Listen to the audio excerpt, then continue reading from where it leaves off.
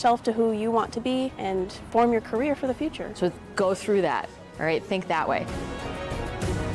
Be a bulldog. Have a bulldog mentality in everything you do in life, whether you're playing sports or in the classroom or just socializing around campus.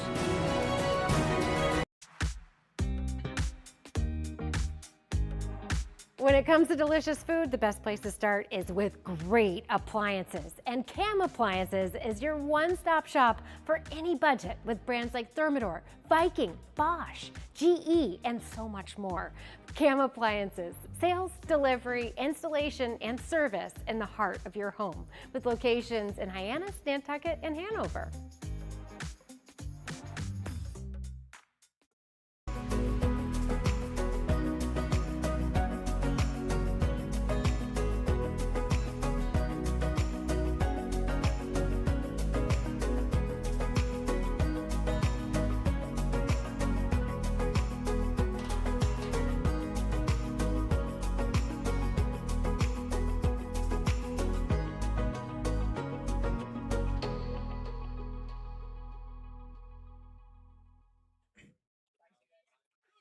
Welcome you back here to the Harbor Hawks Baseball Network at Lowell Park in Cotuit, Massachusetts. The Battle of Barnstable moments away from commencing as Mitch Kerker's Harbor Hawks get ready to bat for the first time this afternoon. Henry Ziener will lead it off and play center field, and John Embry will bat second and play third. Caden Miller at first base batting third, and J.P. Head back in the lineup batting fourth and playing right. Trey Hawsey will DH and bat fifth, and Jordan Lodis, the second baseman, bats sixth. Will Fosberg gets his first start of the Cape League summer, catching and batting seventh, with Jackson Miller, the left fielder, batting eighth, and Taylor Kirk at shortstop rounds out the starting nine for Mitch Kerker. On the mound for the Cotuit Kettleers, the Indiana Hoosier, Jackson Yarberry. Yeah, and he was solid throughout points of this past season for the Indiana Hoosiers. He was primarily a long reliever that would pick up, 3 to 4 innings in the middle of games, but he's sort of the perfect archetype for a Cape League starter. Expect him to go about 3 or 4 innings today.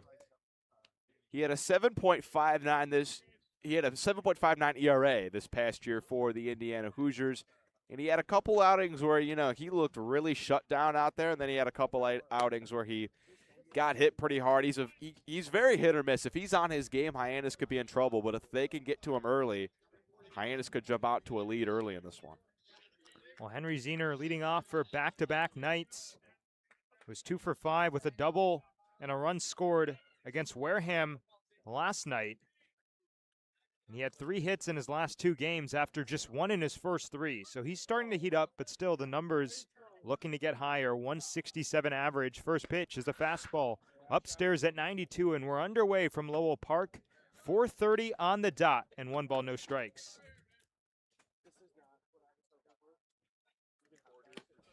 On a 1-0, Ziener takes a fastball riding up and away. 2 balls, no strikes.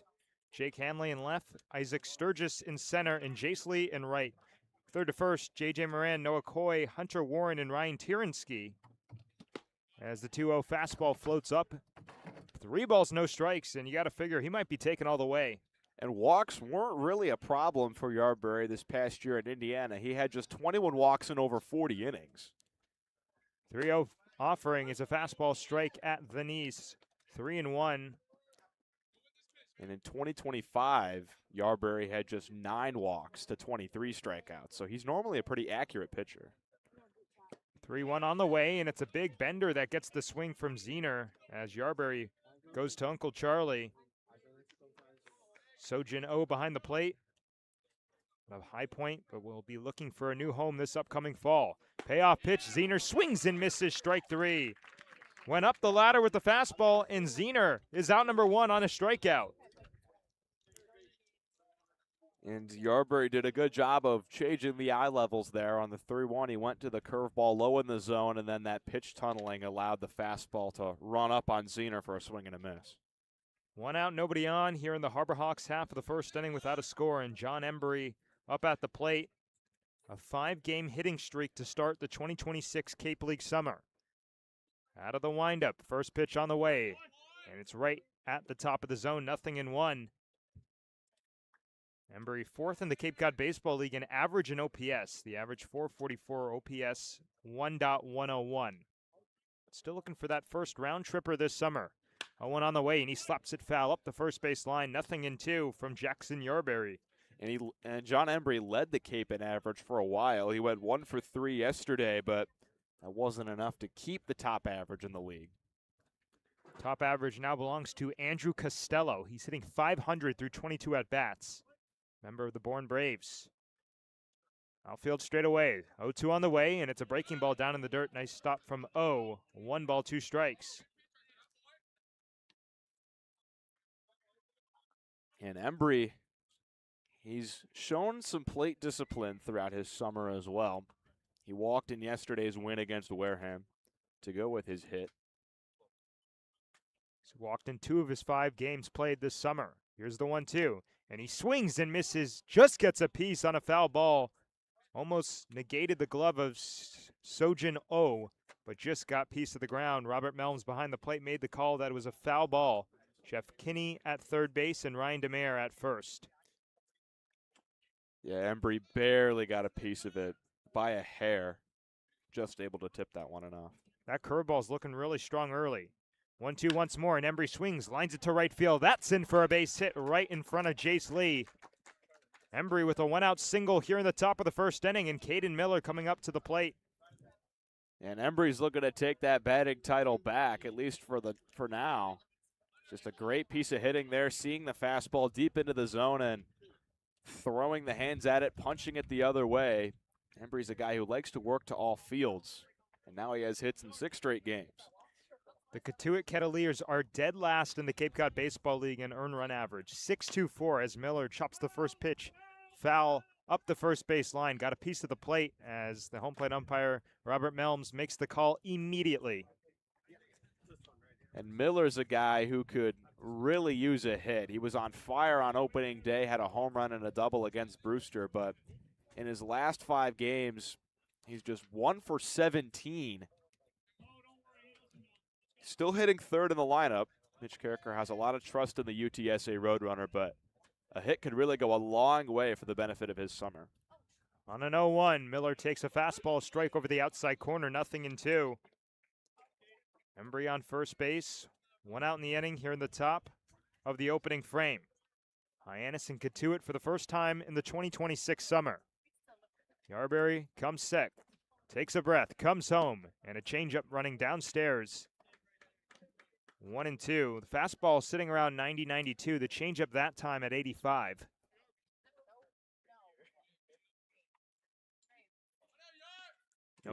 Yarberry's a location pitcher. He's not going to overpower you with stuff. 1-2 on the way, and Miller swings and misses. Fastball blows it by him, and he's got 2 strikeouts in the first 3 hitters. Yeah, Jackson Yarberry. The point I was getting at was he is a guy that is not going to walk a lot of batters. He's going to place his pitches around the zone where he wants them. And I'll try to keep hitters off balance. JP Head standing in. He has not played since Sunday against Bourne. First pitch is a bender at the knees. No balls and a strike. Head just 2 for 8 on the season. He would lead the team in OPS at 1.163, but he does not qualify. Embry still on first base. Here's the 0-1, and it's another breaking ball that goes down and outside. Count level, a ball and a strike apiece with 2 outs in the inning. And JP Head has been one of the better hitters in this Hyannis order with runners in scoring position. I know Embry's just on first, but with Risp, he's 2 for 3 with 3 RBIs. On a 1-1, he takes just high. The count swings in Head's favor. 2 balls and a strike. That's a huge pitch right there because now Hyannis in the advantage count. The Harbor Hawks, the best average in the Cape Cod Baseball League when leading in counts. Embry off first base, 2 outs in the inning, and a 2-1 pitch is swung on and missed. Goes to the top of the zone, and Head is late.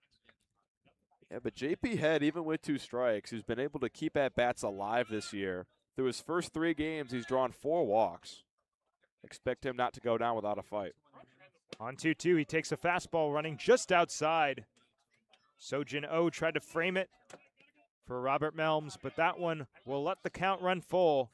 And John Embry will have a start at first base. Man on, 2 outs in the inning. And the 3-2 offering coming up to JP Head. Pitch on the way. It's a breaking ball upstairs, ball 4. 2 on and 2 down now. And Trey Hawsey coming up to the plate. Yeah, that 2-2 pitch that Head took was a borderline pitch. Oh, almost framed that one back into the zone, but that's a big league take right there. Allows Head to see another pitch, and he draws the walk, and Trey Hawsey can really do something now, especially since there's a righty on the mound. Trey Hawsey 0 for 6 this year against lefties, but 7 for 18 against right-handed pitching. Hyannis was 3 for 9 with runners in scoring position last night in the 4-1 win over Wareham. Yeah, by far their best performance with RISP. Embry on second, Head on first as Yarberry steps off and disengages. The Harbor Hawks much better with RISP at home. 9 for 28 this season, but on the road, 2 for 20 with runners in scoring position. Here we go. Long pause on the hill for Yarberry. Righty kicks and fires, and Hawsey swings, fouls it up the third base line. 0-1. For Hawsey on the season, he's 2 for 7 with runners in scoring position. He's rocking a 2-game hit streak with hits against Brewster and Wareham. And he has hits in 4 of his last 5. Gets a big swing and a miss on 0-1. And Yarberry ahead, no balls and 2 strikes. He's already struck out 2 in this inning. Huge opportunity for the Harbor Hawks here in the top of the first inning. No score between the Hawks and the Kettleers. The 0-2 offering, Hawsey takes down in the dirt. 1 ball, 2 strikes.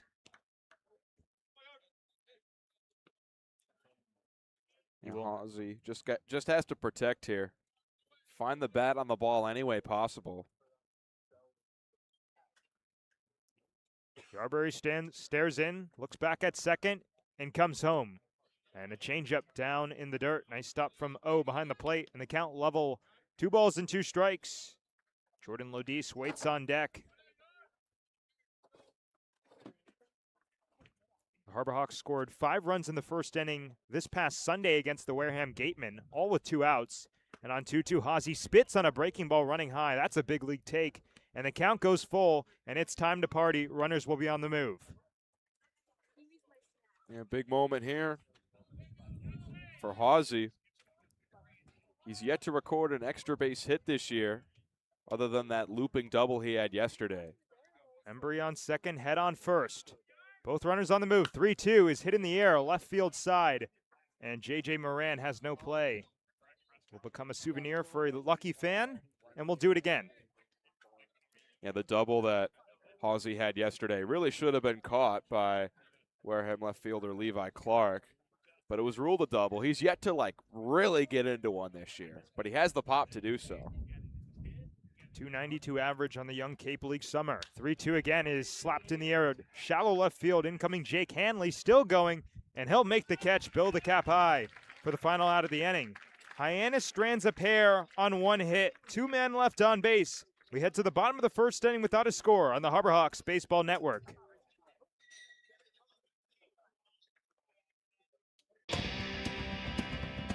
When you need to dig, lift, move, cut, or just about anything else, then dial up the rental source staffed with equipment and construction experts. They'll help you get the right machine for the job and make sure it's delivered when and where you need it. With locations across New England and the newest and most reliable inventory, Milton Rents is your local source. When I started teaching on the Cape 30 years ago, you could buy a house on a teacher's salary. But today, teachers, public safety officers, healthcare and hospitality workers, the people who make the Cape work, are struggling to find homes they can afford. And I really worry about the kids who will follow us. I think it's time we learn to do better. If housing on Cape Cod matters to you, join us at capehousingmatters.org. Back here in the bottom of the first inning on the Harbor Hawks Baseball Network, Hyannis strands a pair in the top of the first inning, and in the bottom half, the Kettleers will set up Jace Lee in right field. Jake Hanley, the bat second and play left. Hunter Warren will bat third and play second base. Ryan Tiernsky, the first baseman, bats fourth. Jesse DiMaggio will DH and bat fifth with Sojin Oh, the catcher, batting sixth. J.J. Moran at third, batting seventh, and Noah Coy bats eighth and plays short. Isaac Sturgis in center field, batting ninth. And they're going to face a really tough right-handed pitcher in Kyle Olivo. Yeah, he was the Game 2 starter for Hyannis on Sunday against the Wareham Gatemen. He threw 4 innings, gave up 2 hits, only 1 walk, 4 strikeouts. The one problem for him is that he hit 3 batters. It was an issue for him this past year at Iowa where he hit 13 batters, but really that was the only complaint, and he was able to work out of damage every single inning where he saw runners on base. He has some good stuff, and as long as he can pound the zone effectively, he could be in for another good outing. Very much so. The Big Ten all-freshman team, he led Iowa with 67 punch-outs this past spring. But yeah, he was phenomenal against the Gatemen this past Sunday. 4 innings, 2 hits, no runs, a walk, 4 strikeouts, and a wild pitch. It's another classic case of the criteria required for a win. You have to pitch 5 innings. And on the Cape, you don't see that all too often. Often, most starters will go 4. And both of Hyannis's wins this year was Sebastian Littman, who got the win after the starter pitched 4 innings, and he took 3+ innings of relief. Jace Lee standing in, right-handed hitter. Swings at the first pitch and chops it on a high hop to second base. Jordan Lodis slings to first in time for a quick and easy out number 1. And if Olivo's getting first pitch outs like that throughout this start, maybe he could work into the 5th or 6th inning. So that'll bring up Jake Hanley, another Hoosier. He's a returner to the Cape this summer, although he played with Chatham last year. And he's one of 7 players in the Cape League tied second in home runs with 2. Takes a fastball low from Olivo, 1 ball, no strikes. And he hit both of those home runs yesterday in Cotuit's comeback win over the YD Red Sox. The first loss of the year for YD. These Kets, man, they don't give up. Here's the 1-0 on the way. 1-0 on the way is slapped foul over by the on-deck circle where Hunter Warren waits. Cotuit's run differential is negative. Their ERA is last, but it's really just 1 outing. They gave up 17 runs a couple days ago to Chatham, who was winless at the time. And then Cotuit comes back and beats YD, who had been 5-0, as the 1-1 fastball at 97 misses high, 2 balls and a strike. And they also had a loss where they gave up 11 runs to the Harwich Mariners. But other than those 2 games, their pitching has been really solid. That last place ERA is a little deceiving. Olivo pitching out of the windup. 2-1 on the way to Hanley. And he takes a changeup just outside, not to the liking of Robert Melms, as the count swings further in Hanley's favor, 3-1. Pretty much the polar opposite start to last season. The Kettleers were the best pitching team early, as the 3-1 pitch is fouled back to the screen. And then over the course of the season, the offense picked it up. The pitching took a step back. Right now, the offense is pretty solid, but the pitching has struggled. But again, it's been mainly just a couple bad outings. Nobody on, 1 out. Bottom of the first inning. The payoff pitch is cut on and missed, strike 3. Kyle Olivo gives Hanley the hook, and he's got his first strikeout of the game. And against big, tall hitters like Hanley, I mean, he stands at 6'6" from the left-handed side.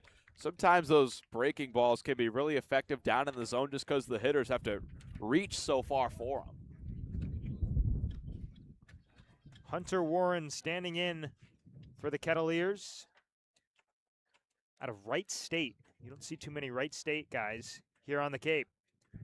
Nobody on, 2 outs. First pitch on the way, and a chopper to second base. Lodis ranges to his left from the infield dirt, slings to first in time for the final out of the inning. A 1-2-3, bottom of the first inning for Kyle Olivo. Without a score, we head to the second on the Harbor Hawks Baseball Network. Get ready for big results with our small machines. With more power, performance, comfort, and savings, they're ready for every job. And we're ready with plenty of inventory, the best support in the business, same-day parts availability, and locations across the Northeast, so you can always be ready to work. Milton Cat, always ready.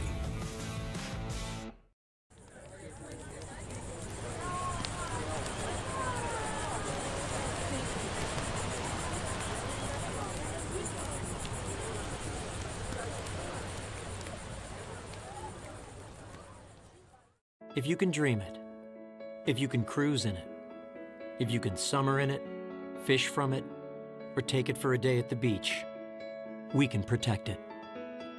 The Baldwin Group, protecting the possible. The second inning brought to you by Cape Cod Orthopedics. Hey fans, did you know Cape Cod Orthopedics is the region's largest orthopedic specialty group? As the premier provider of orthopedic care on Cape Cod, their team is committed to helping patients return to the activities they enjoy most. From diagnosis and treatment to recovery and rehabilitation, Cape Cod Orthopedics and Sports Medicine takes pride in delivering exceptional care and an outstanding patient experience.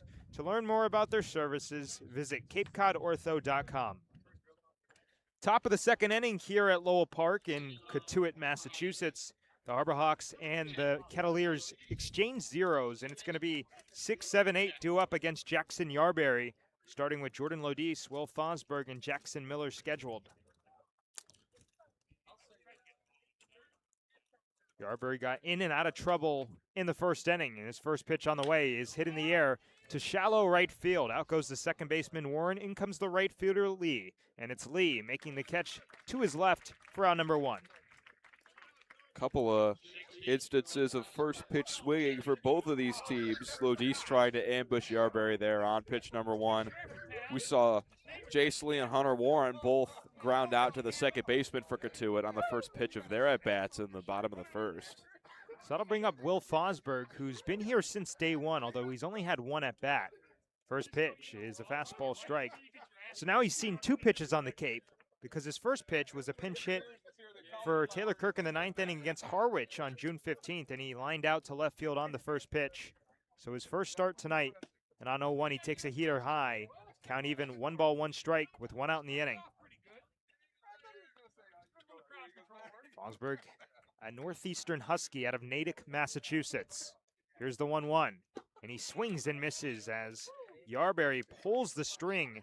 1 ball, 2 strikes. Yeah, he's got that changeup working. It sits in the mid-80s, and it has a lot of downward movement. It looks like the fastball, but it just drops to your knees.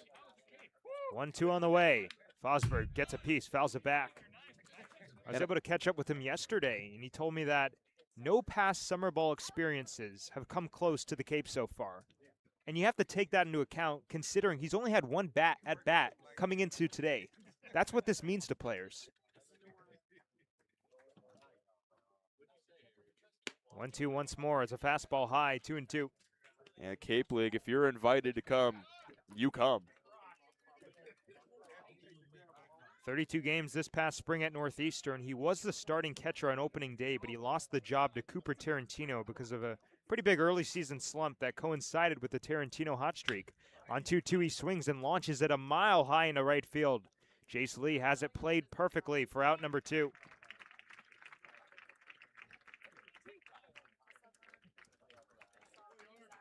Back-to-back F9s gets us started here in the second, and Jackson Miller coming up to the plate. It's actually Tanner Chun. So it looks like Hyannis has changed its lineup coming into this game. It's originally scheduled to be Jackson Miller, and now Tanner Chun taking over. First pitch on the way, he fouls it back off the mitt of Sojin Oh. And Miller didn't see any action in left. He was written on the starting lineup. I'm not sure if Chun was out there and left to start things off in the first place. Nobody on, 2 outs, top of the second without a score. The 0-1 pitch comes in low. 1-1 the count to Chun. He's 0 for 4 with 2 strikeouts yesterday against Wareham. Now 0 for his last 6 at the plate, and just hitting 143 through his first couple games. Lines the 1-1 towards the deep right center field gap. Jace Lee is over for out number 3. The right fielder makes all 3 outs here in the second inning. No score heading to the bottom of the second. on the Harbor Hawks Baseball Network.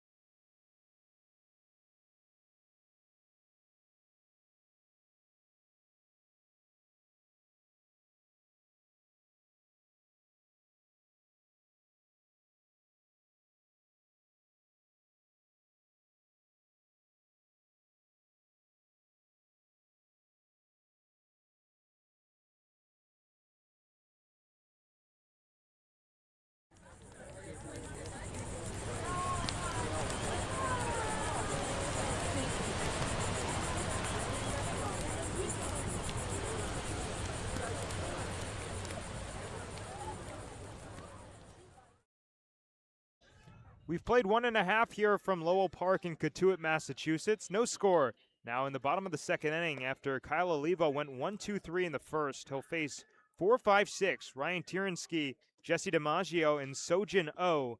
If anybody gets on, J.J. Moran will have a chance.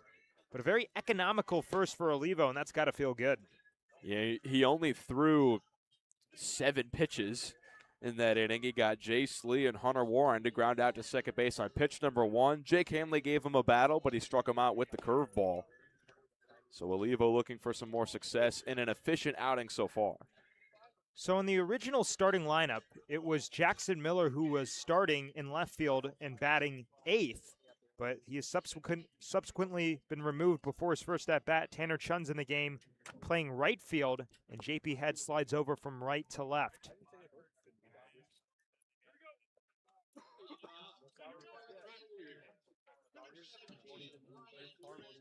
And just like Hyannis today with them giving Bates a rest, Cotuit is giving 2 of their better players an off day today. Hogan Denny, the catcher from Indiana, and Tig Davis out of Louisville. He was the NCAA leader in home runs with 34. He's getting an off day today. Yeah, ACC Player of the Year. First pitch on the way to Ryan Tierensky is a backdoor bender for a strike, 0-1. And Hogan Denny was all Big Ten first team with the Indiana Hoosiers. Speaking of guys all Big Ten first team, how about the guy on the mound, Kyle Olivo? All Big Ten freshman team, and he led Iowa with 67 strikeouts as a reliever. Backdoor bender again, 0-2. And like his counterpart on the mound, Jackson Yarberry, he was one of those guys that was their go-to long inning reliever. In the middle of a game, you need someone to eat up 4 innings. Kyle Olivo was the guy that the Hawkeyes turned to lots of success. Nobody on, nobody out. Bottom of the second inning without a score. 0-2 pitch coming up to Ryan Tierensky. It's a fastball away, 1 ball, 2 strikes. If I had one word to describe Kyle Olivo, I think I would use relentless. He faced the biggest setback a pitcher can face, Tommy John, and he still made a name for himself as one of the Big Ten's most promising arms. 1-2 on the way. And it's a fastball that got the thought of a swing from Tierensky, but he's able to hold up. 2-2. So originally from Franklin, Wisconsin, a two-way player committed to Iowa in 2022. And over his high school career, a 1.69 ERA with 91 punch-outs in 54 innings. 2-2 pitch is swatted foul up the third base line. We'll do it again. Those 91 strikeouts is the second most in his high school's history. So everything is pointing towards Iowa City until it isn't. Senior year of high school arrives and immediately tears his UCL 6 games into the season. Out of the stretch. 2-2 pitch. Backdoor bender. Cold strike 3. Beautiful spot from Kyle Olivo, and he's got his second punch out of the game here to start us off in the bottom of the second inning. A lot of break on that pitch right there. Coming back over the plate. Tierensky had no idea he was frozen right there. Up comes the DH, Jesse DiMaggio.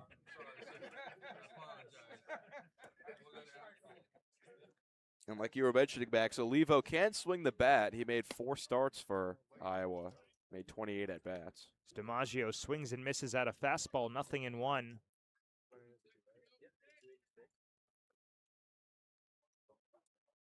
0-1 pitch on the way, and it's flown in the air right side of the infield, but that one will trickle foul into the concourse. No balls, 2 strikes. So because of the injury to Olivo, he arrives at Iowa in 2025 and redshirts his entire true freshman season.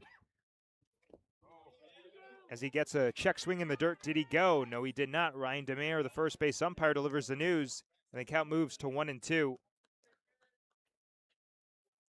And then the rest is history, you could say, as mentioned. He led Iowa with strikeouts, an 11.7 K per nine. And by the way, leading the team in strikeouts as a reliever is unheard of, not being in the starting rotation.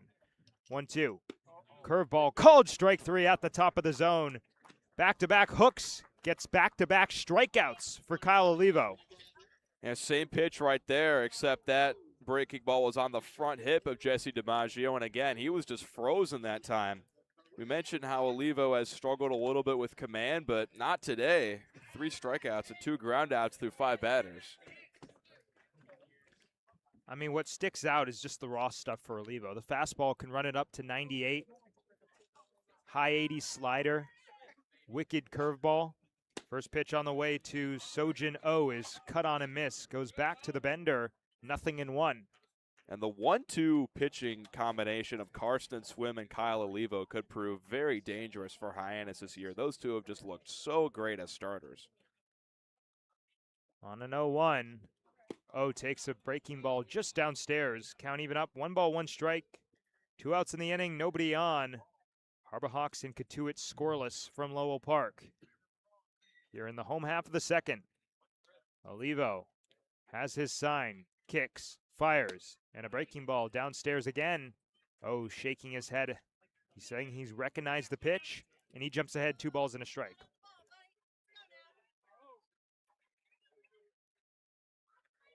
On a 2-1, O checks his swing and fouls it up the third base line. There's that fastball, just kind of sawed him off, running it up and in.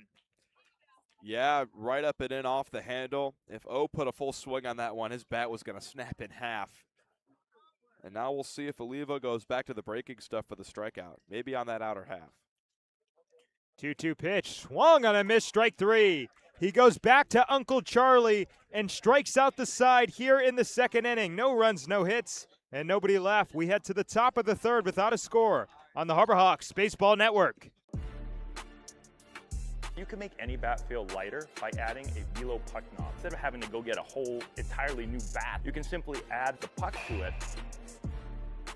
Players can use this with any bat. It's basically going to shift the weight of the bat a little bit more towards the hands. Players are able to hit the ball a lot harder just by simply adding the puck on.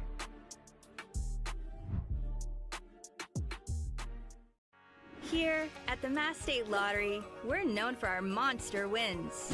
But there's no bigger win than the $1 billion we provide each year to support all 351 cities and towns in Massachusetts. In our game, we know that supporting local businesses and helping communities is how we all win. Because at the lottery, we're all playing for the home team.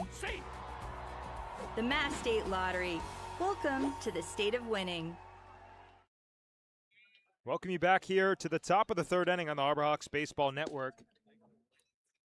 It's going to be 9-1-2 due up against Jackson Yarberry, Taylor Kirk, Henry Zener, and John Embry. Anybody gets on, Caden Miller will have a chance. Hyannis made some noise in the first inning, Quincy, but they go down 1-2-3 with 3 flyouts to Jace Lee in the second. So it's all about getting back to those competitive at-bats and jumping ahead early. Yeah, they were doing some first pitch swinging against Jackson Yarberry, which against the type of pitcher that he is, he's a guy who likes to pound the zone with strikes. Not a bad decision to try to ambush him on the first pitch, but I think maybe you try to see a couple pitches. You know, in the first, Embry worked a deep count before his single, and JP Head drew a walk. Maybe a little bit more patient of an approach after they've seen him one time and try to string together some base runners for a rally. Taylor Kirk to lead it off. He did not play yesterday. Just 2 for 19 on the summer. That's a 105 clip, but he does lead the team with 2 stolen bases. First pitch curveball catches the outside corner from Yarberry, 0-1.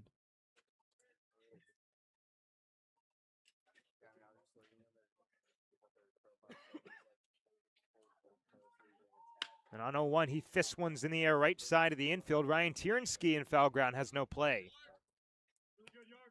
So back to a familiar 0-2 advantage for Yarberry, who, remember, struck out 2 in the first inning. The Harbor Hawks' woes with runners in scoring position, specifically on the road, have continued. They came into this game 11 for 48 on the season. That's a .229 clip.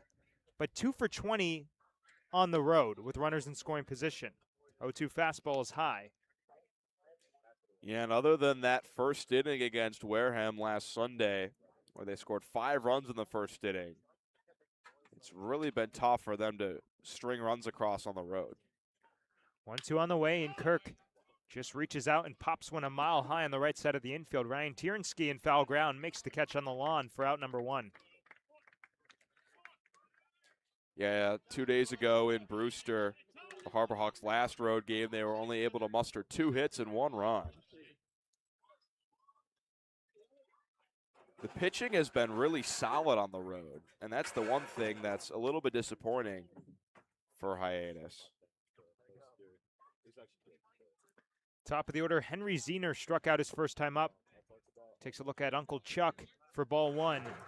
And on the road, Hyannis pitchers have an ERA of 2.42 and a whip under 1. So something about pitching away from McKeon Park that they like.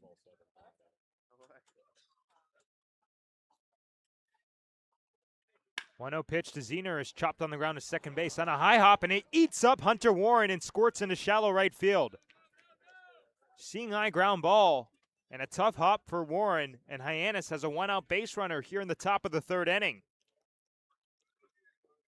Yeah, that time I think he tried to go into the throw before he had the ball in his mitt. And Hyannis took advantage of two errors from the Wareham gateman yesterday. That could be a big turning point in this one, because now you got the middle of Hyannis' order, Embry, with a runner on to work with. They ruled an E4 on Warren that allows Ziener to reach, and here comes John Embry, who singled to extend his hitting streak to 6 games back in the first inning. First pitch is spiked into the other batter's box. What a stop from O. That saves another 90 feet for the Harbor Hawks right there. But just talking about the home road splits, Hyannis, especially offensively, you can really notice it. A 784 OPS at home. That's tied for first in the Cape League with Harwich. They also lead the entire Cape League with 3 home runs at home. 1-0, swing and a miss. Count even up at 1. But here's where it's different. Away. 536 OPS for Hyannis. That's dead last. And a 168 average is also last. Ziener off first. He's got 1 swipe this season. 1-1 pitch on the way, and Embry swings, skies it foul, right field side.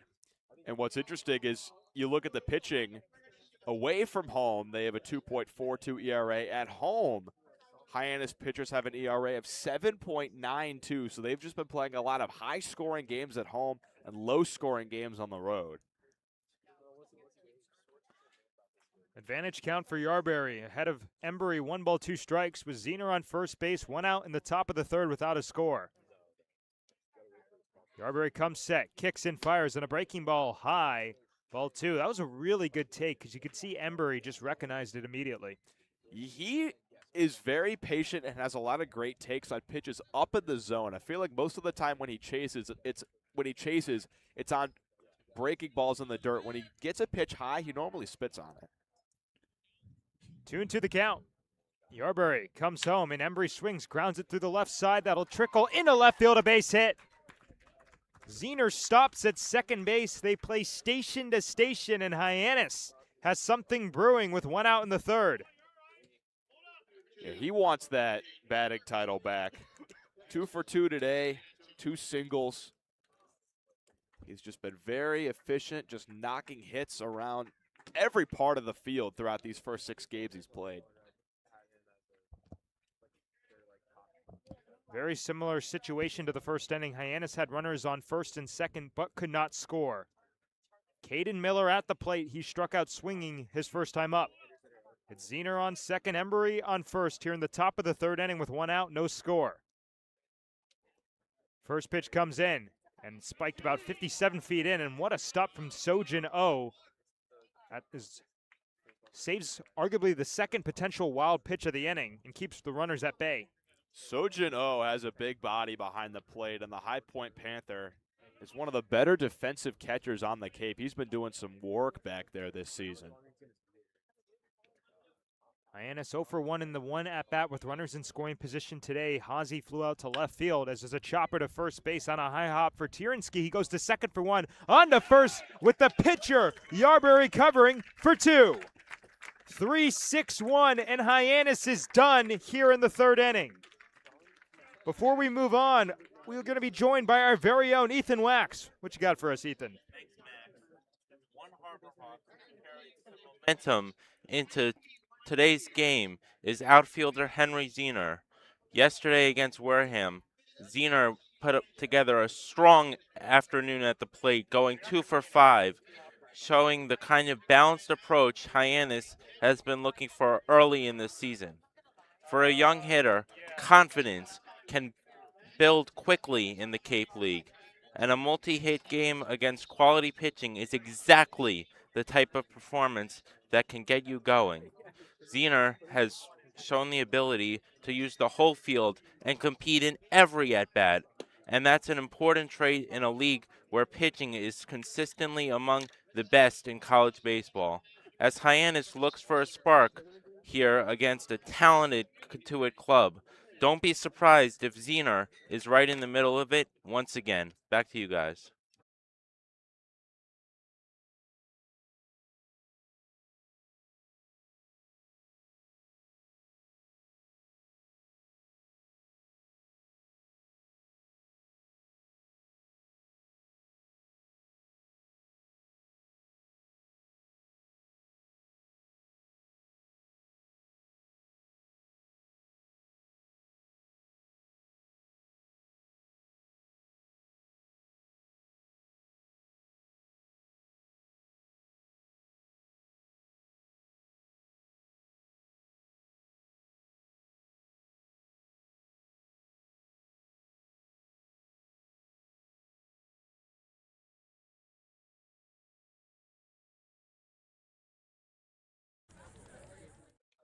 We welcome you back here to the Harbor Hawks Baseball Network. Now in the bottom of the third inning, Hyannis and Cotuit scoreless at Lowell Park. It'll be 7-8, 9.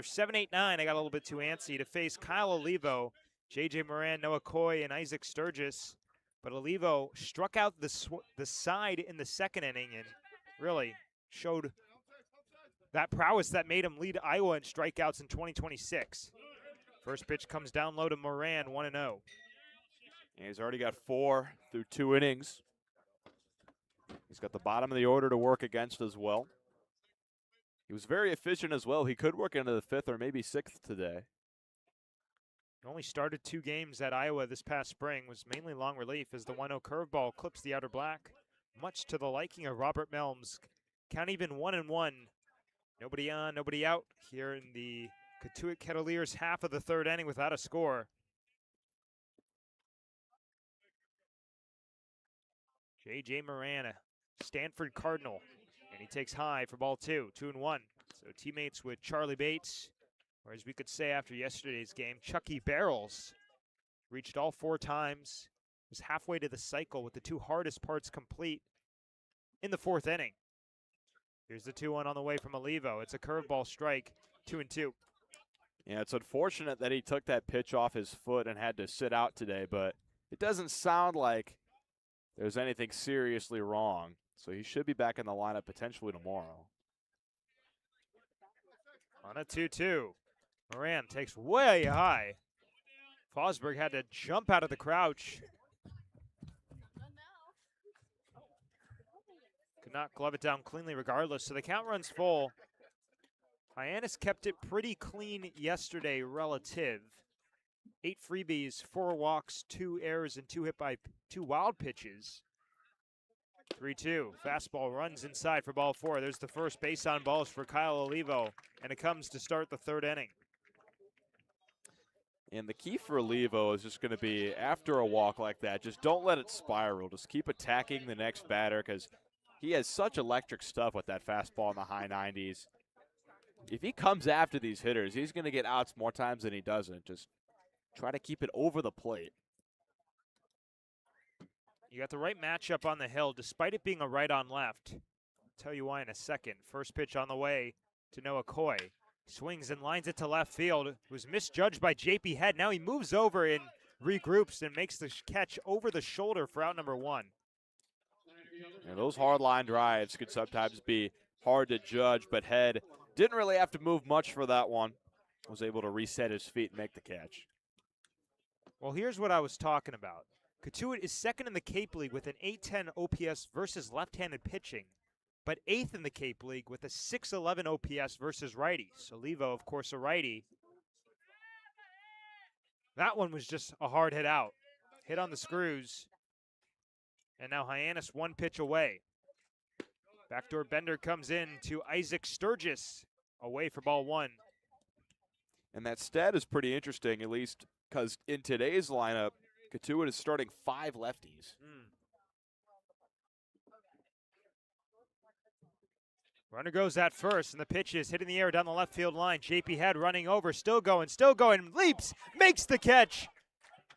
As Moran will retreat back to first base. JP Head was shaded towards left center, and he covered a lot of ground to make out number 2. Yeah, he was well in the gap, and that ball down the opposite field line. He had to run very far to get that one, and it would have landed fair, but he just reached up over his shoulder, and above his head he makes the catch. That is another play that is not as easy as it looks. He had to track that ball down very far, and the Hyannis crowd who's made the trip over here to Cotuit showing their appreciation. Top of the order, Jace Lee for the second time tonight. And as they check over at first base on J.J. Moran, he's back with a head-first dive. Beautiful crowd here in Lowell Park. I don't know if that's the right word to describe it. A very plentiful crowd at Lowell Park. I'm sure very beautiful as well. First pitch comes down low for ball 1. Yeah, the first base side grandstands are completely full. I mean, it is the Battle of Barnstable. Opposite side grandstands mostly full. There's fans down the line. There's even a couple seats beyond the outfield fence. 1-0 the count. Coming up to Lee. Pitch on the way and a swing and a miss. Pulled the string, and Lee just off balance. Count even up, 1 ball, 1 strike with Moran still on first base. 2 outs in the inning and no score in the bottom of the 3rd. It's also a beautiful day for baseball. Some cool temps and some nice cloud cover. 1-1 on the way, and Lee swings, skies at a mile to center field. Henry Zener going back into the right center field gap. He'll make the catch for the final out of the inning. J.J. Moran is left on base. No hits in the inning. We'll head to the 4th from Cotuit without a score on the Harbor Hawks Baseball Network. How many pitches is he at? Because he is... You can make any bat feel lighter by adding a velo puck knob. Instead of having to go get a whole entirely new bat, you can simply add the puck to it. Players can use this with any bat. It's basically going to shift the weight of the bat a little bit more towards the hands. Players are able to hit the ball a lot harder just by simply adding the puck on.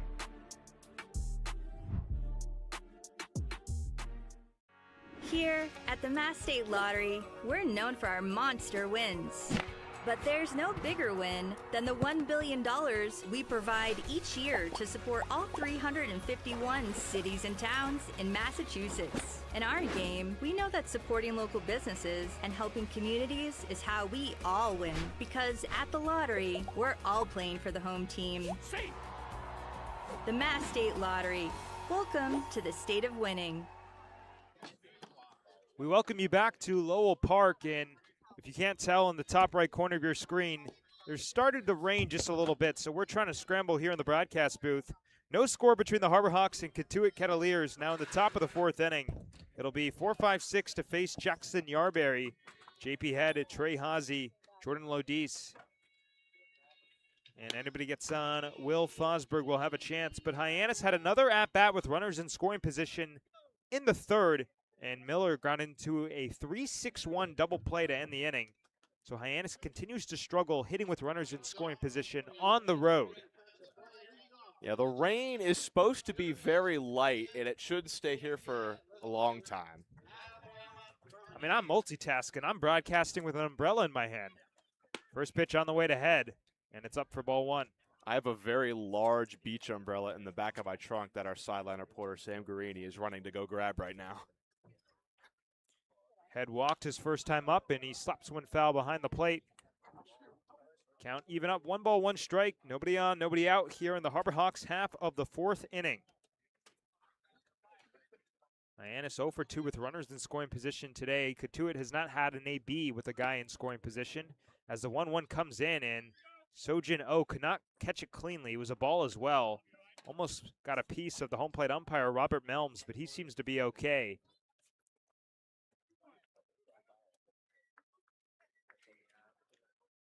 Yeah, he should be all right. JP Head has only recorded 8 official at-bats this season. 2 for 8 coming into the night, and the base on ball is his first time up. 2-1 on the way from Yarberry, and Head swings and misses. Looked like a cut fastball that just started low and then fell off the face of the earth. And the count even up, 2 balls and 2 strikes. Here's the offering, and Head swings, slaps it down the right field line. We'll do it again at 2-2. And I wonder with the rain starting to drizzle a little bit if that causes any issues for Yarberry's grip on the ball out there on the mound.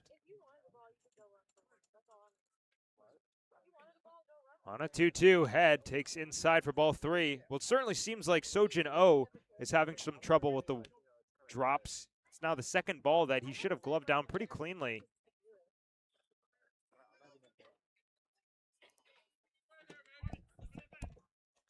Three to the count, and the pitch is chopped on the ground to third base. J.J. Moran on a high hop slings to first in time for the first out of the 4th inning.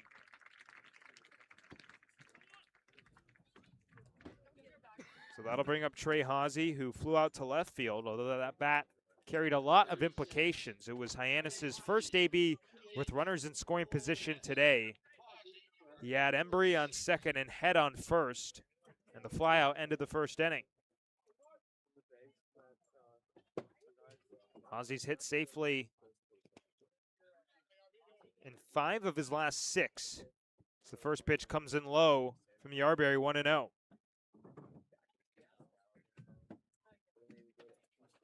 Left-handed hitter will be taking his talents to Ole Miss this upcoming fall.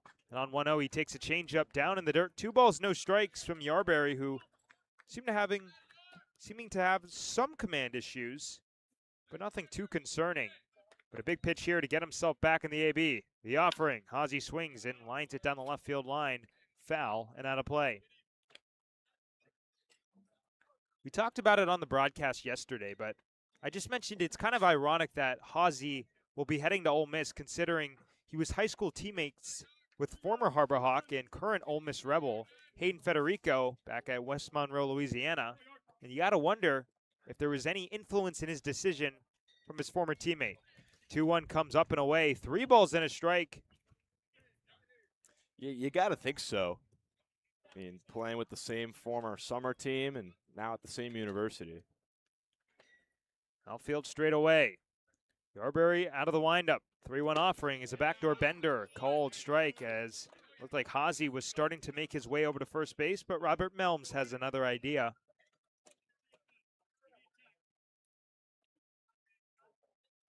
Payoff pitch is up and ball 4. Fastball running up and away. Second base on balls for Jackson Yarberry. And Hyannis has a 1-out base runner here in the top of the 4th inning. And it looks like the rain has stopped for now. It looked like it was just one particularly gray cloud. I just got the massive beach umbrella from my car. That is massive. Big thank you to Sam, but we might not need it. For now. Never say never. Justin Bieber said that first. Rather have it, not need it, than need it, and not have it. Hawsey on first base. The first pitch down in the dirt. Really nice stop from Sojin O as Lodi stands in. That's arguably the 3rd wild pitch that O has saved behind the plate tonight. And Jackson Yarberry owes his catcher some dinner. And he's doing a great job back there, especially with runners on. Lodis flew out to right field in the 2nd inning. In fact, all 3 guys who hit in the 2nd flew out to right field. As the 1-0 Fastball is a called strike on the low and outside corner. Lodi certainly did not like the call from Robert Melms. So the 6, 7, 8 hitters in the second inning all flew out to the right fielder, Jace Lee. Haase off first, one out in the inning without a score in the top of the fourth. The offering is a liner to third base, picked on a high hop for J.J. Moran, goes to second for one. On to first, the throw is low, and it's dug out by Ryan Tierenski. For the second straight inning, the Cotuit Kettleers turn inning-ending twin killings. No runs, no hits, and nobody left. We'll head to the bottom of the fourth inning without a score on the Harbor Hawks Baseball Network.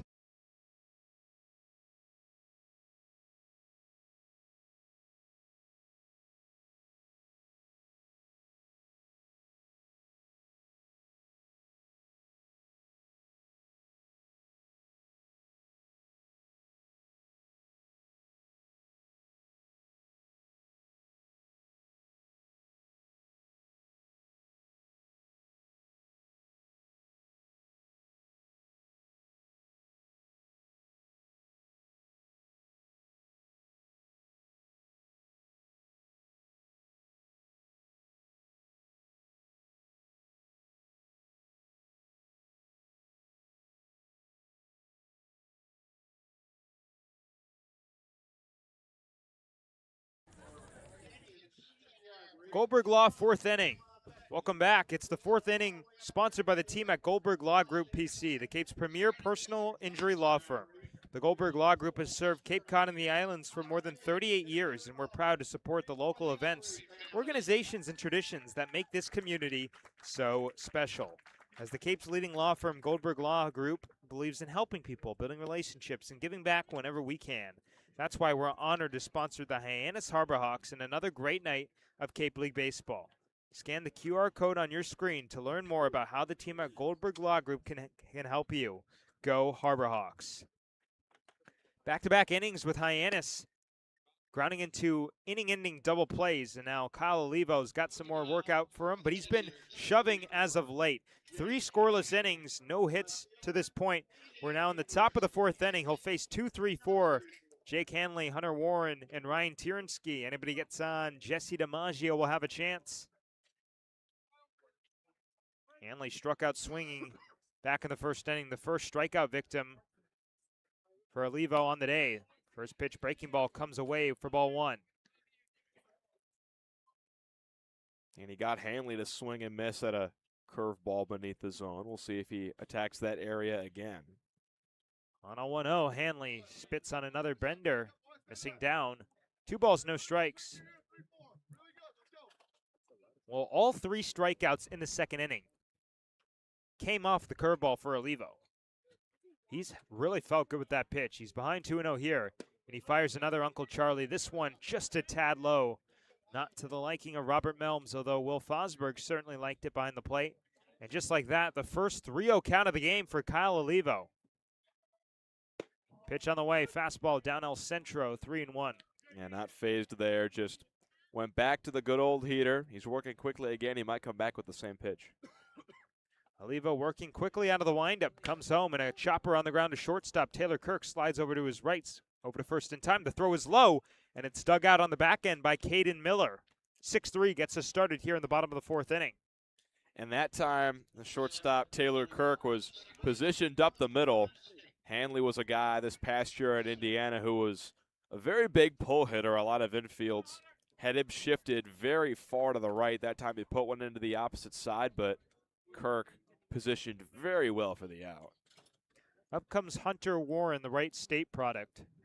First pitch comes in and is flown foul up the first base line, out of play.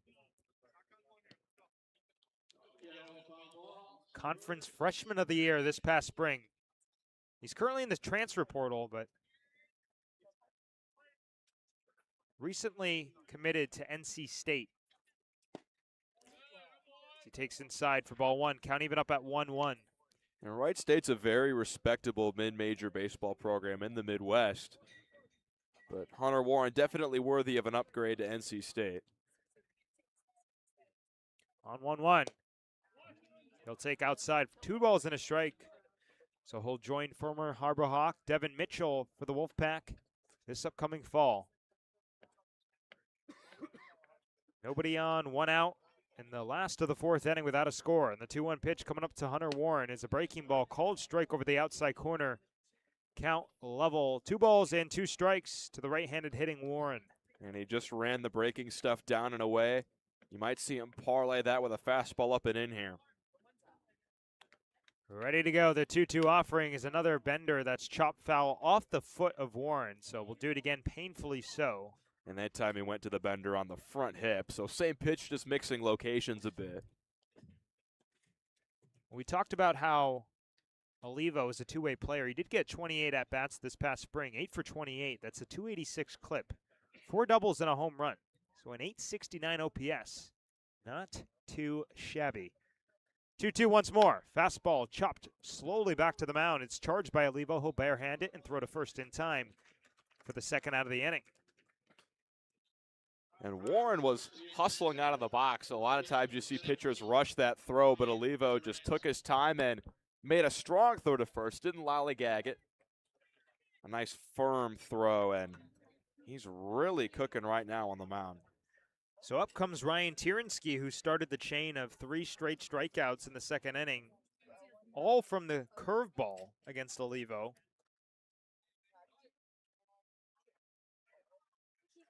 Olivo delivers the first pitch, goes back to Uncle Charlie, and right at the top of the zone, 0-1. That's how you know he's got a good feel for the pitch. When he's locating high, he's locating low, he's locating east, he's locating west.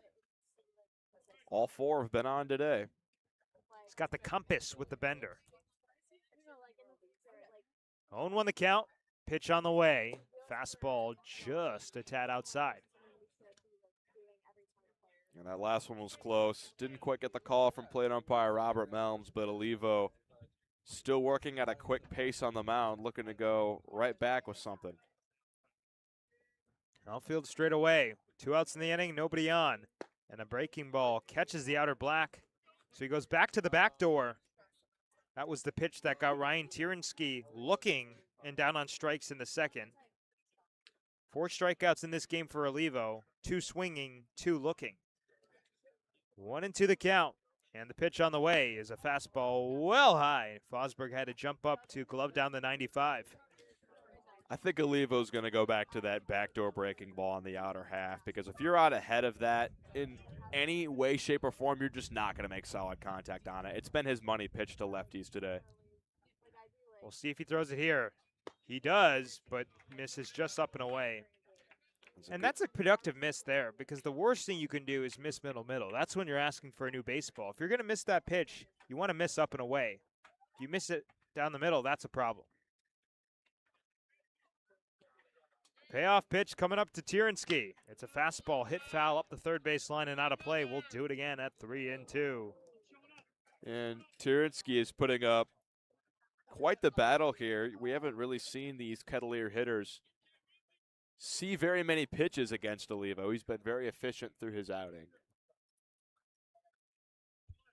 Nobody on, 2 outs here in the last of the 4th inning without a score. The payoff pitch coming up to Tierensky is a breaking ball upstairs for ball 4. Second base on balls of the day issued by Kyle Olivo. Comes with 2 outs here in the 4th inning.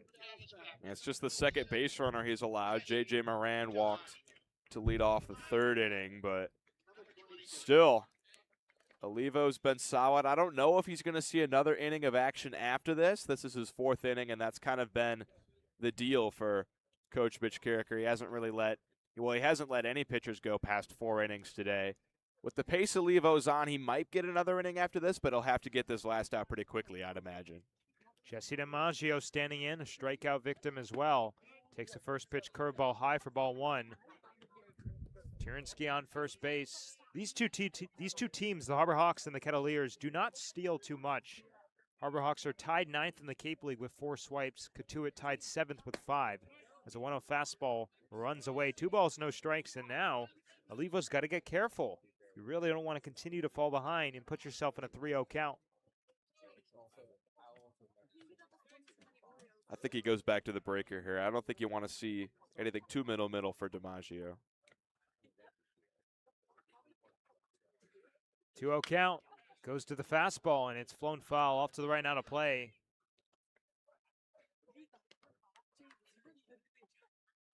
DiMaggio out of a D2 Westmont College.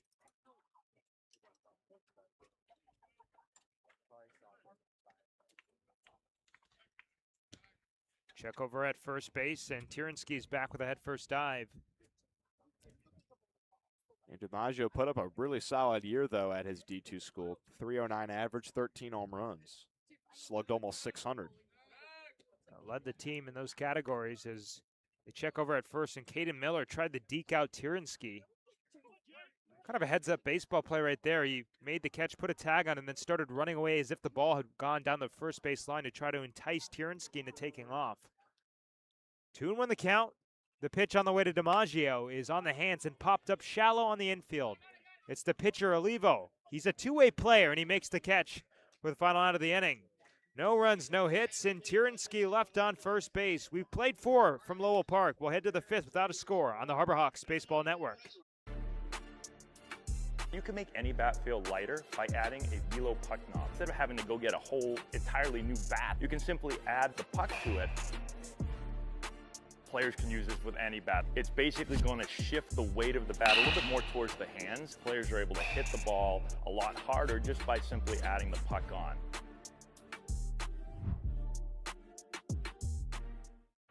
Here at the Mass State Lottery, we're known for our monster wins.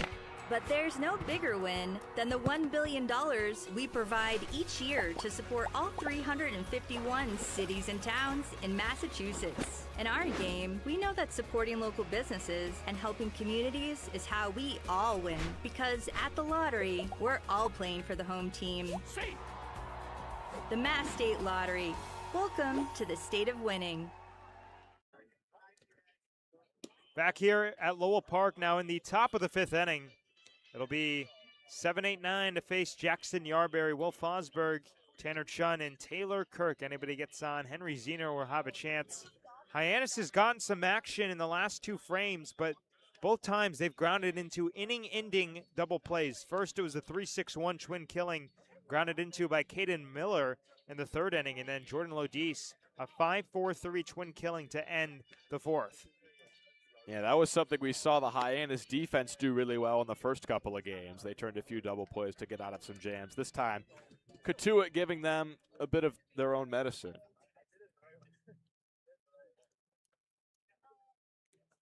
So Fosberg steps up. He flew out to right field, his only time up. Now 0 for 2 on the Cape. Getting his first start of the 2025 Cape League summer today. Well, he's been here since day 1, since the first practice. Northeastern Husky, first pitch comes in, and he's well out ahead as Yarberry pulls the string with the changeup. And Fosberg is pretty solid behind the dish. We've seen Efren Ortega and John Embry take most of the starts back there, and they've had their struggles defensively. 0-1 goes back to that changeup, but it's low for ball 1. Because Ortega has had a couple of passed balls, and runners have been stealing on him with ease. Embry a little bit better, but he's had those 2 catcher's interference calls. So Fosberg could provide some stability defensively behind the dish. On 1-1, Fosberg looks at a fastball up and away, and the count swings in his favor. 2 balls and a strike. Nobody on, nobody out. No score here in the top of the 5th inning. Fosberg caught 9 of 31. That's 29% clip of runners stealing this past spring. 2-1 on the way. Checked his swing on a cutter that catches the outer black. And the count even up 2 balls and 2 strikes. And with the way Olivo's been pitching on the mound, I mean, 4 shutout innings and just 2 walks. He's got to like something from Fosberg behind the plate. Here's the 2-2. And Fosberg looks at a pitch down in the dirt, and the count runs full. We mentioned in his last at-bat that Fosberg had the starting catching job at the start of the spring, but he lost it to Cooper Tarantino because of a slump, and then Tarantino had a hot streak. But Fosberg's season capped off with electricity. His final at-bat was a huge pinch hit double, as he'll take ball 4 here and walk. Leadoff base runner for Hyannis in the top of the 5th inning. There's a big pinch hit 2-run double against Arkansas in the 9th inning of Northeastern's elimination game. To make it a 2-run game, the Huskies did unfortunately end up falling to the Razorbacks. So Tanner Chun gets his second look at Jackson Yarberry. He flew out to right back in the 2nd inning. Yarberry comes set and picks over at first Fosberg, who's not a prolific runner, only 2 stolen bases in 32 games this past spring. Just kind of lackadaisically dives back head first and is in safely. Yeah, Hyannis really is not the type of team that's going to run all over you with stolen bases. More of a station-to-station squad. Another check over at first. Again, Hyannis 9th in the Cape League with 4 swipes this season. And you compare that to teams like Harwich that have over 20 thefts so far.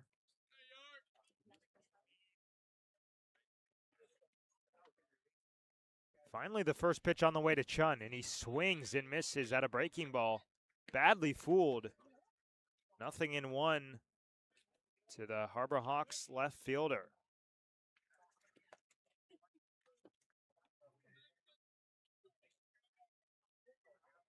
Fosberg with a small lead over at first base. 0-1 pitch on the way, and Chun looks at a fastball down the heart. 0-2. In a game like this where it's still 0-0 in the 5th, I wonder if you'll see either one of these teams maybe try to play a little bit of small ball. Try to scratch across a run, because it might just take 1 or 2 to win this one. Probably not going to see a bunt on 2 strikes as Chun swings and rolls it slowly to third base. It's charged by Moran. He only has 1 play to first, and the 5-3 putout essentially works as a bunt as Fosberg advances to second. Yeah, same result there as if he would have laid one down. Just a slow roller to the right side, or left side, but it does move Fosberg up to second, and now we'll see what Kirk has in store. He's another guy who has been slumping to start his summer on the Cape. He's hitting just 105 through his first 5 games. Had the off day yesterday. Some time to maybe work on his swing, and we'll see what he has here with the runner in scoring position. He's now 0 for his last 13. First pitch comes in. It's a fastball at the knees. 0-1. And Kirk is a guy who does have some speed. He stole 30 bases this past year for Fordham, so if he did lay one down, he maybe could leg it out. Hyannis 0 for 2 with runners in scoring position tonight. But the bigger theme is the struggles in this situation on the road as Kirk swats the 0-1 pitch foul over by the first base area. 0-2. Coming into this game, Hyannis just 2 for 20 with runners in scoring position on the road compared to a 9 for 28 mark at home. Darbury looks back at second as the 0-2 pitch is hit in the air to right field. Long run for Jace Lee, still going, as well as the first baseman Tierenski, and nobody's able to make the play. It was a long run for both of them as they near the Hyannis bullpen.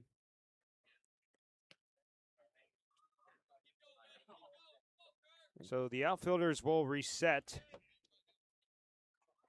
Kirk currently in the transfer portal looking for a new home. Just played 55 games at Fordham. Led the team in at-bats and hits. 224 and 71 respectively.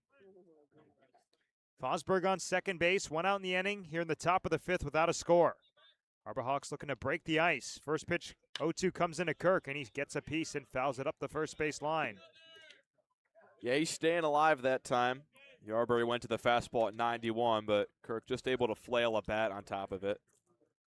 I think Yarbury's going to want to go to the changeup here. It's been his put-away pitch in this outing. Low in the zone, mid-80s. It has a lot of drop. Kirk's been protecting that lower half of the zone. Yarbury looks back at Fosberg. The 0-2 once more is a fastball called strike 3 on the outside corner. Taylor Kirk could not believe the call from Robert Melms, and it's a huge out number 2 here in the 5th inning.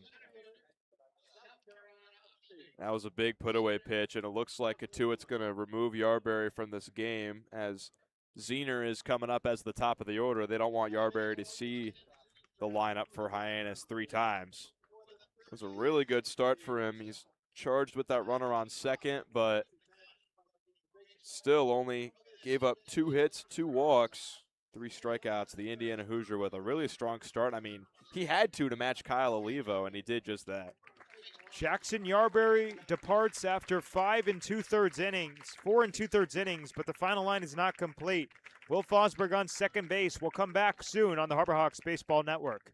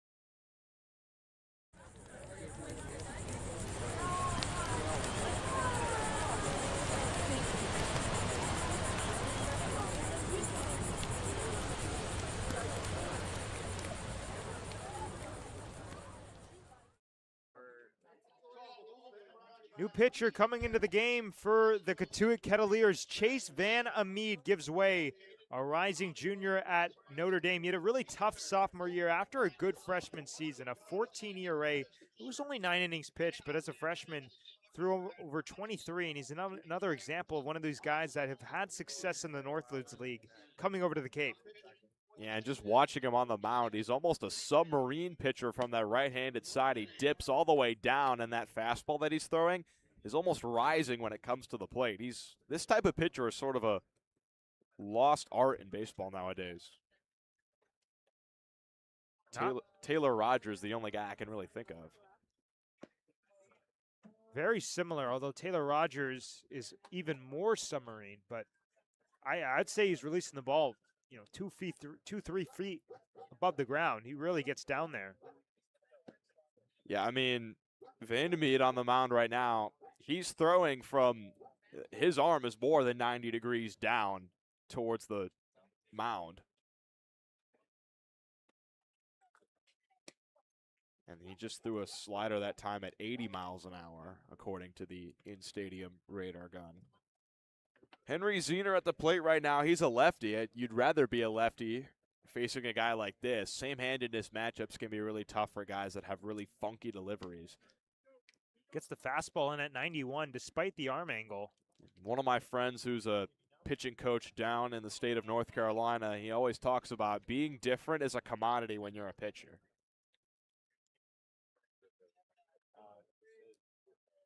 Henry Zener standing in. Will Fosberg on second base. Hyannis 0 for 3 with runners in scoring position tonight.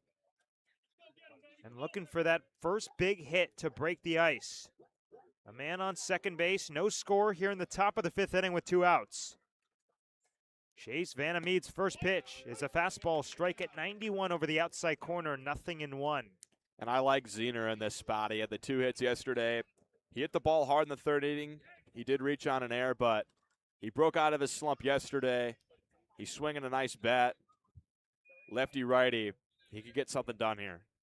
Looking to extend his hitting streak to 3. 0-1 comes in down low. And the count even up at 1 ball, 1 strike with Fosberg still on second base.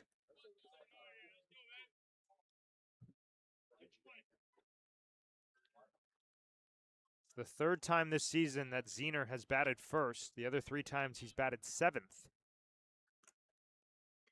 1-1 on the way, and he takes a fastball at the knees, 1-2.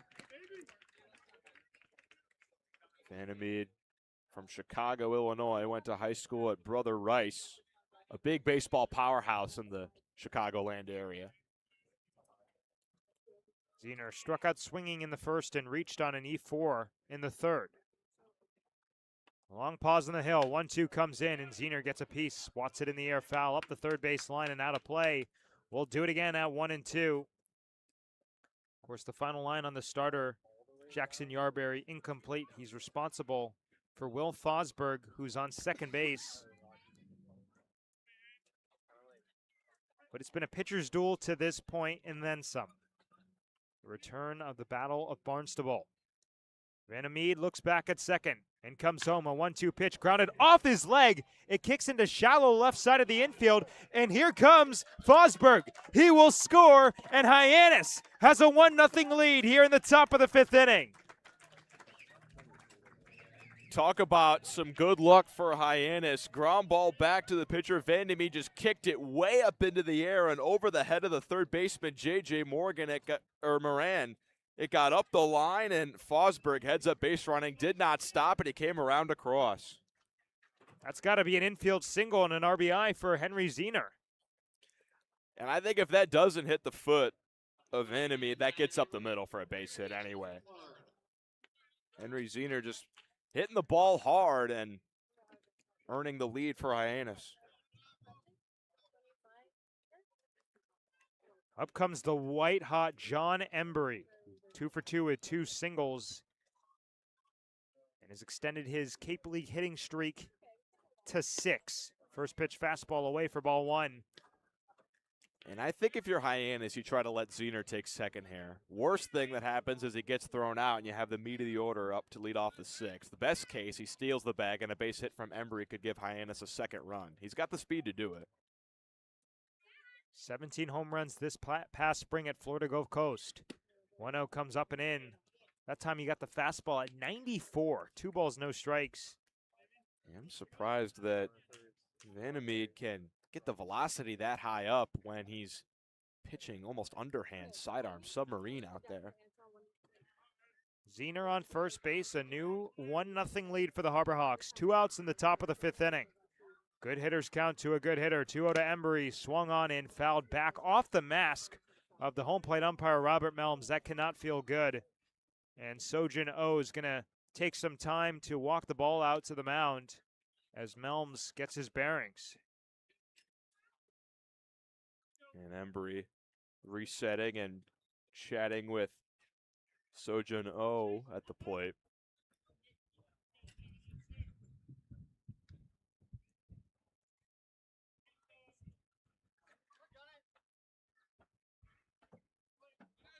So it's a 2-1 count to Embry. Zener on first base, a healthy lead over there. Pitch on the way, Zener's on the move. The pitch is high, the throwdown from O, not in time. Zener swipes second, his second theft of the Cape League summer. And that was the perfect time to go. He stole a base in yesterday's game, and now Embry, a single anywhere would score a run. He's got 2 singles today, just poking stuff into the outfield. 3-1 count on him. Now's the time for Hyannis to add. Embry came into this game 4th in the Cape League in average and OPS at 441 and over 1,100. Now hitting 500 on the dot. 3-1 pitch. He gets hit. Fastball runs up and in. And Embry heads to first base, painfully so. He had a big smile across his face as he flipped the bat towards the dugout, and he told Caden Miller, hey, it's on you right now, as Cotuit will have a meeting on the mound with Vandermeed. But Miller, you got to think this could be his time. He's been slumping so hard at the plate, but he has a ton of pop, big hitter, had a terrific year at UTSA. On-base percentage over 500, slugged .626. He just needs, I got a feeling, Max, he just needs one hit to really turn things around here on the Cape. And with 2 runners on, favorable lefty-righty matchup, it could be now. Miller 0 for 2 today, and now 0 for his last 12. He grounded into an inning-ending 3-6-1 twin killing back in the 3rd inning. He's due. Gotta be. And head coach Mitch Carricker has brought the team together in front of the first base dugout. JP Head, who's on deck. Embry and Zener, who are on the bases, and Embry and Miller, who's at the plate. A nod of approval from everyone, and Cotuit, they could score runs. 1-0 might not be enough in this one, even with the strong pitching that Kyle Olivo has put forth today. It'll be huge for Hyannis to jump ahead here. You got Zener on second, Embry on first, 2 outs in the inning, and a run already home here in the top of the 5th. 1-0 Harbor Hawks. Hyannis, the best average in the Cape League when ahead in counts. First pitch coming up to Caden Miller. He takes a changeup just away, 1-0. And the sun peeking out of the clouds for the first time in a couple hours here. The rain is long since gone. Vandermeed stares in, comes set, and looks back at Zener. Here's the 1-0. And Miller takes a fastball strike right down the middle. Count level. A ball and a strike apiece.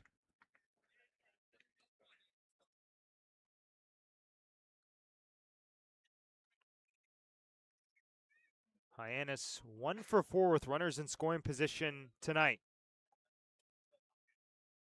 2 on and 2 down. A big dance at second base for Zener, and the pitch is lined up the middle into center field. That's a base hit.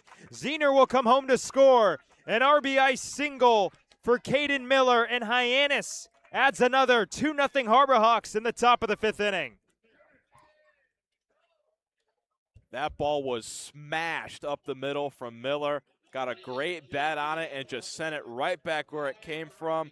No chance for Cotuit to grab Zener at home, and there it is. That wasn't just a bloop single somewhere. That was a hard base hit for a guy who had really struggled before that. Up comes JP Head. A 2-0 Harbor Hawks lead. Embry off second and Miller on first. First pitch fastball right over the outside corner, 0-1.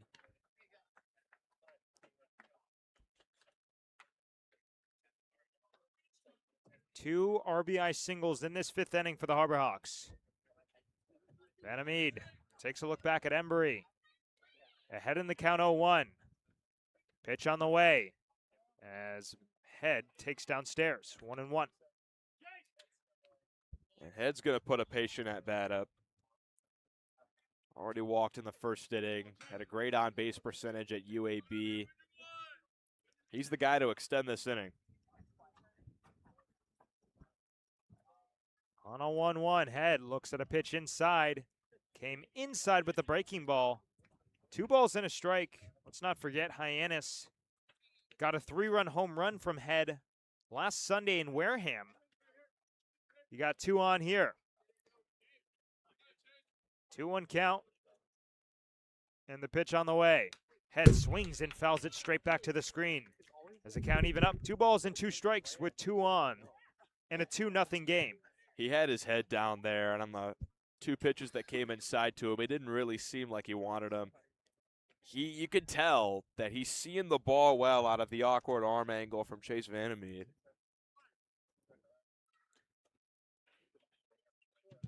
Vanamede looks back at second, takes a breath, comes home, and Head takes a fastball just outside.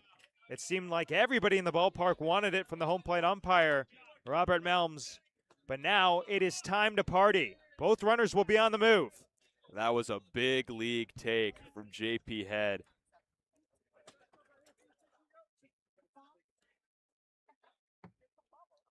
Embry off second, Miller on first, both runners on the move. The pitch is low and outside for ball 4, and the bases will be loaded for Trey Hawsey.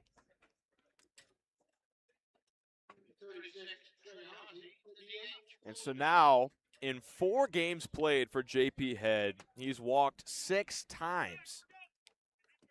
Quite the disciplined hitter, and Hawsey with a big chance here. Bases loaded, 2 out. He could crack this game wide open. Embry on third, Miller on second, Head on first. First pitch to Hawsey. He takes a fastball, called strike over the outside corner. He certainly didn't appreciate the call. 0-1 the count regardless. 2 runs already home in the inning for the Harbor Hawks. They lead 2-0 here in the top of the 5th.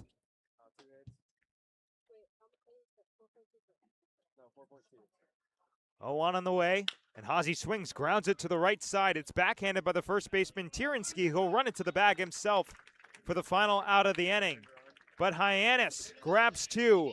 2 RBI singles from Henry Zener and Caden Miller, and the Harbor Hawks a 2-0 lead. We'll head to the bottom of the 5th inning on the Harbor Hawks Baseball Network.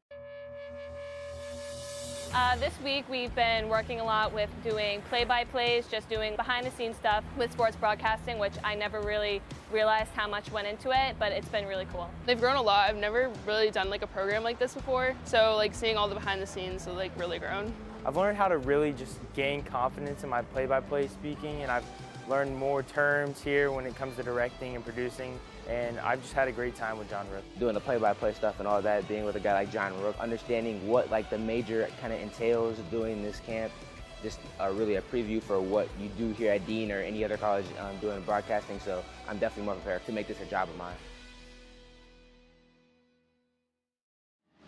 Cape Cod 5 is proud to be the official banking partner of the Cape Cod Baseball League. Cape Cod 5 offers a broad range of financial products and services tailored for every stage in your financing journey. Reach out to us. We're here to help.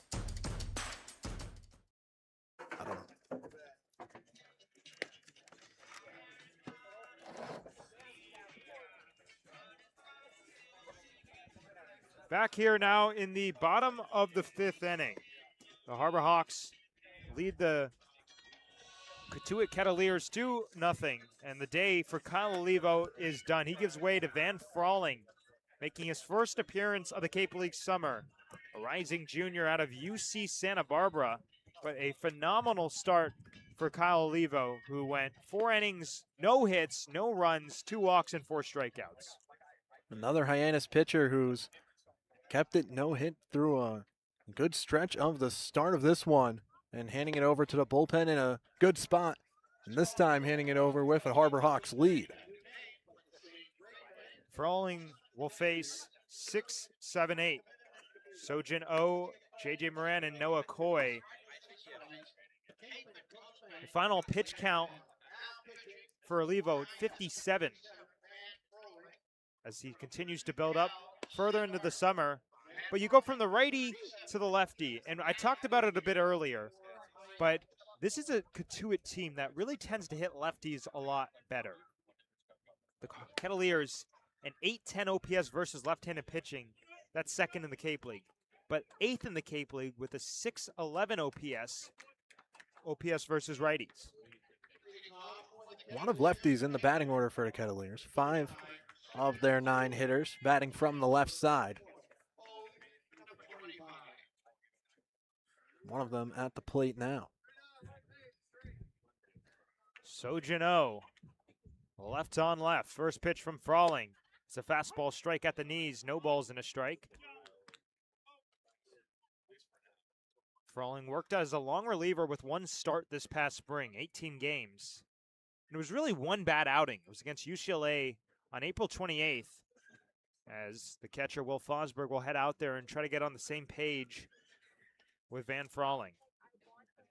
That outing, 2/3 of an inning, 5 hits, 5 earned runs, and 2 walks, really inflated his numbers because he had a 2.79 ERA on April 18th, and then he finished with a 5.79 mark.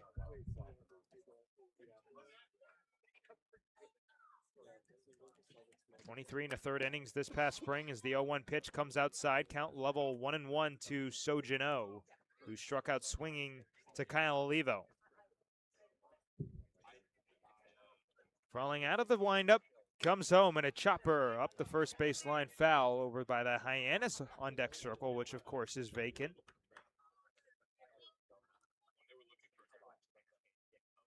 Last summer, Frawling was in the West Coast League.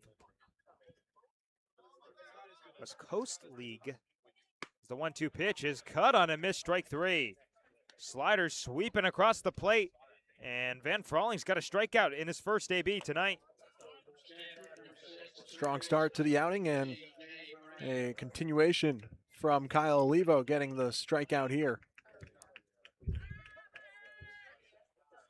Olivo racked up all his strikeouts through the first 2 innings, including striking out the side in the second. J.J. Moran steps in and a liner to right field. Incoming Tanner Chun. He'll make the catch on the sinking liner by the shoestrings for out number 2. Bit awkward from Tanner Chun. He had a beat on it and just sort of moved his glove over to make the catch.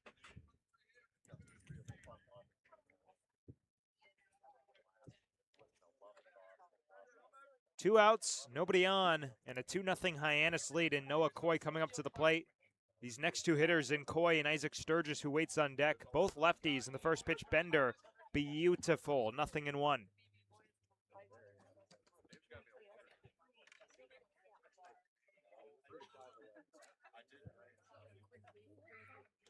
A 1 pitch on the way from the big lefty. Is a bunch shown and pulled back from Noah Coy. Spiked into the backstop on that breaking ball. Might have thrown off the rhythm a bit for Van Frawling on the mound. Just a bit of change of pace from the cruise control he's been on to start. Fires in the 1-1 fastball low. 2 balls and a strike as the count swings in Coy's favor. Coy, a rising junior at Notre Dame, is on the Brooks Wallace Award watch list in 2026. Here's the 2-1, and there's a cued shot off the end of the bat over by the on-deck circle where Sturgis waits. So the count back even.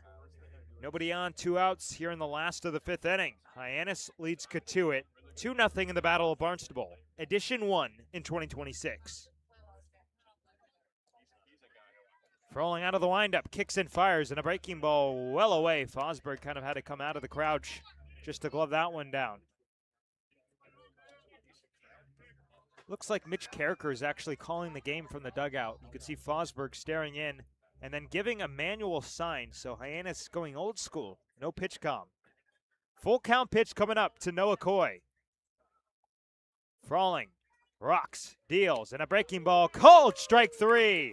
Frozen pizza for Noah Coy, and 2 strikeouts in the inning for Van Frawling. We've played 5 on the Harbor Hawks Baseball Network. Hyannis leads Cotuit 2-0.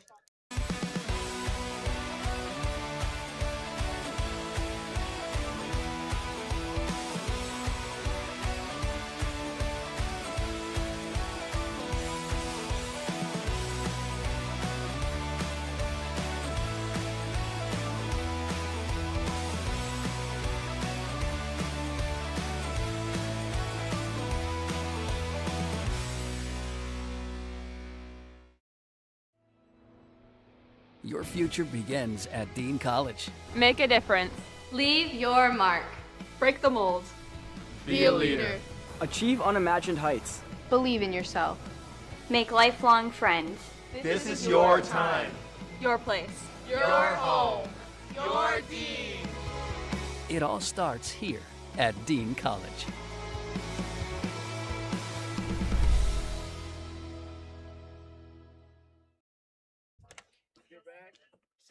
We welcome you back here to the Harbor Hawks Baseball Network. Now in the top of the 6th inning, Hyannis on top of the Cotuit Kettleers 2-0. And Jordan Lodis, Will Fosberg, and Tanner Chun scheduled to bat. It's 6-7-8 to face Chase Vanamede. And the Harbor Hawks fresh off scoring and breaking the ice back in the 5th. Yeah, Vanamede came in with 2 outs in the inning and a runner on second. Let it get away from him. And now the Harbor Hawks holding the lead and feeling good with how the pitching staff is playing and how the batting order has started to pick things up after a strong 5th inning. We mentioned it in the last inning, but Vanamede has a lower 3/4 arm angle. I don't even think that's the right way to classify it. He's a true submarine pitcher, essentially like Major League Baseball's Tyler Rogers, maybe not as extreme. But what's most impressive is that he runs up the fastball in the low 90s. He's touched 94. Tyler Rogers throws 80-mile-an-hour fastballs. So this guy's got some wicked stuff. Lodis to lead it off, 0 for 2 from the 6th spot in the order. Picked up his first hit of the Cape League summer last night at McKeon Park. First ball comes in. It's a strike over the inside corner, 0-1. His last at-bat, the second double play grounded into by the Harbor Hawks, who entered today with just 1 double play grounded into on the season. And 2 on the night. Center fielder Isaac Sturgis slightly shaded towards right center, so lots of green grass in left center as the 0-1 pitch is a fastball high, and the count even up at 1 with nobody out in the inning. It's hard to believe that it rained today during our broadcast. It's a beautiful day. We got lucky. It was just some light sprinkles, of course. 1-1 pitch on the way to Jordan Lodis, and he takes a fastball high, 2-1. Lodis played this past season at Central Florida, was teammates with former Harbor Hawk Andrew Williamson, but he'll be transferring to Georgia Tech this upcoming fall. Ahead in the count, 2-1, as Vanamede kicks and fires, and the pitch is fouled straight back to the screen, and the count runs even, 2-2. Nobody on, nobody out here in the top of the 6th inning. Harbor Hawks leading the Kettleers 2-0 on the Harbor Hawks Baseball Network. 25 pitches deep and a third of an inning of relief for Vanamede. It's been a taxing trip back to the mound. Here's the 2-2, and Lodis swings and misses strike 3. Could not catch up to the fastball, and a strikeout gets us started here in the visiting half of the 6th inning. And Vanamede's release seemed to definitely play a factor in that at-bat, keeping Lodis uncomfortable early in that bat. A few considerations before holding off and eventually getting the swing and miss for the strikeout.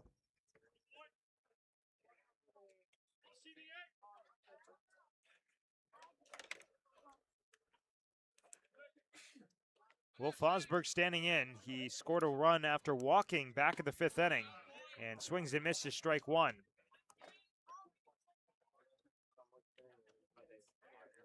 Fosberg getting his first start of the Cape League summer, but again, he's been here since the first practice, so a couple days before opening day. Played last summer in the NECBL, which is kind of the breeding ground for Northeastern players over the summer. 0-1 gets a call over the outside corner, and no balls and 2 strikes, and Vanamid further in the driver's seat. 20 games for the Newport Goals this past summer, 2025.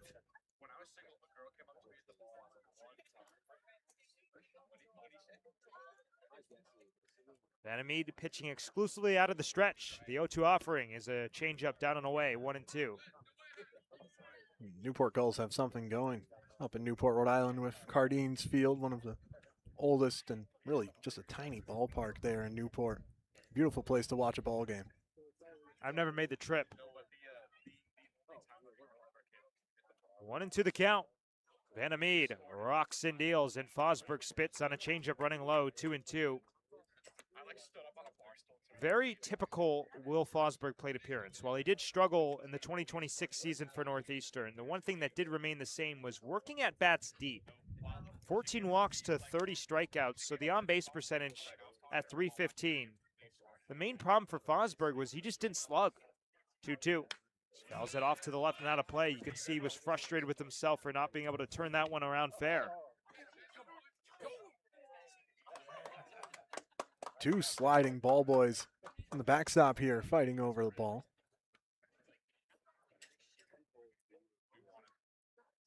So I mentioned Fosberg had the starting role at Northeastern behind the plate and then lost it. But as a freshman, he won it over Gregory Bozzo, who's now in the New York Yankees organization. And he'll take high for ball 3.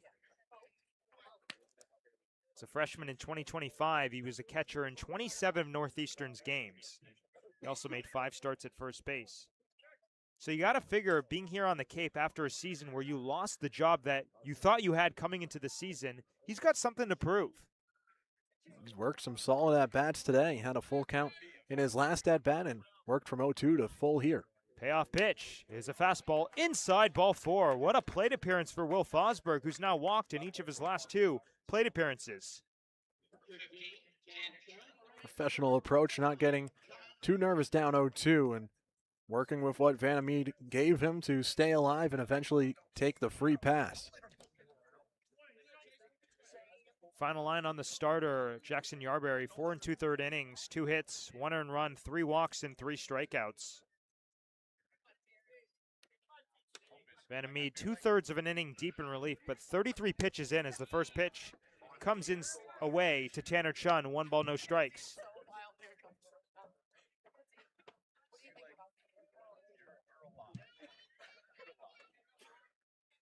Chun 0 for 2 today. Was not originally in the starting lineup. It was Jackson Miller, but a late ad right before first pitch. Fosberg on first. He's running on the pitch. It's high. The throw from O is offline. Kind of came in and almost hit Fosberg. It pulled the shortstop, Noah Coy, to the second base side. And Will Fosberg, who doesn't have a lot of speed, only stole 2 bases in 32 games, has 1 swipe so far in Game 2 on the Cape. The Harbor Hawks seem willing to make some chaos on the base pass and get stuff going. Test O behind the plate. It's paid off. So a man in scoring position for Chun. As Vanamid comes home and Chun swings and misses. Changed an eye level and he elevated the heater. And Chun just chased, too tantalizing.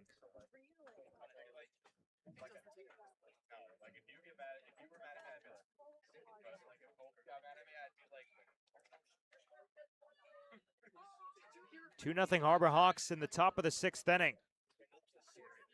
2-1 offering on the way to Chen is again a fastball elevated, but this time Chun thinks better of it and takes ball 3. With the late scratch, I'm curious when Tanner Chun knew he was going into the lineup today. I mean, it must have been really late. Vanamid takes a look back at Fosberg and rocks and deals a 3-1. Chun gets nothing but air on the swing.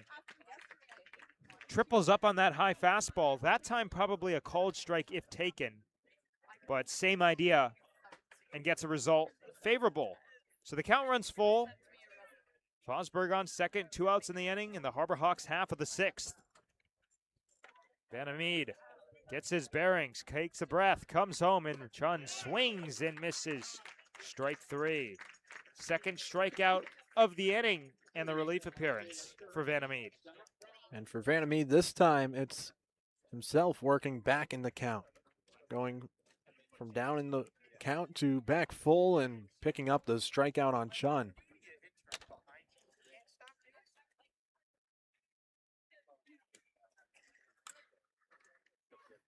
Taylor Kirk comes up to the plate, 0 for 2 with a punch out of his own.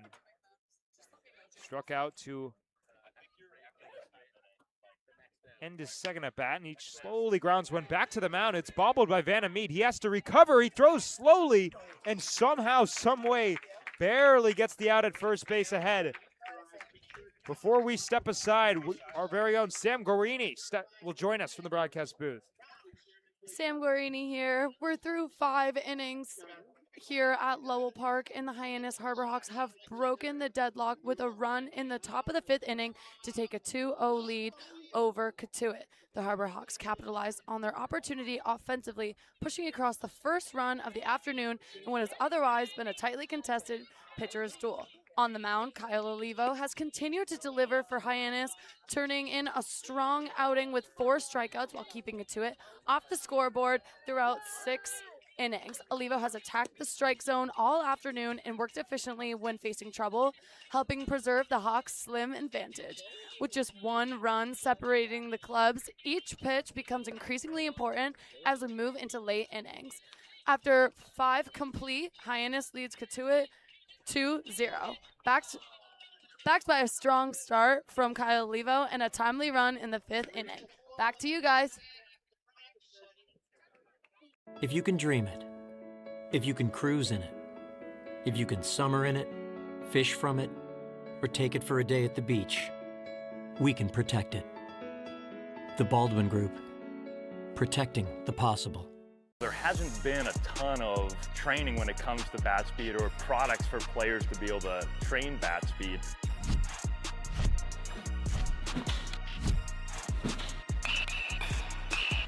You can improve your bat speed and reach your goals working 10 to 15 minutes a day on this a couple of times a week. That's a no-brainer for every player. Cape Cod 5 is proud to be the official banking partner of the Cape Cod Baseball League. Cape Cod 5 offers a broad range of financial products and services tailored for every stage in your financial journey. We welcome you back to Lowell Park now in the bottom of the 6th inning. Hyannis leads Cotuit 2-0 on the Harbor Hawks Baseball Network. Van Frauling going out for another inning of work. He'll face 9-1-2. Isaac Sturgis, Jace Lee, and Jake Hanley. If anybody gets on, Hunter Warren will have a chance, but the Harbor Hawks pitching staff has been stellar and looking to continue some of that dominance. First pitch comes in for a strike to Sturgis. 0-1.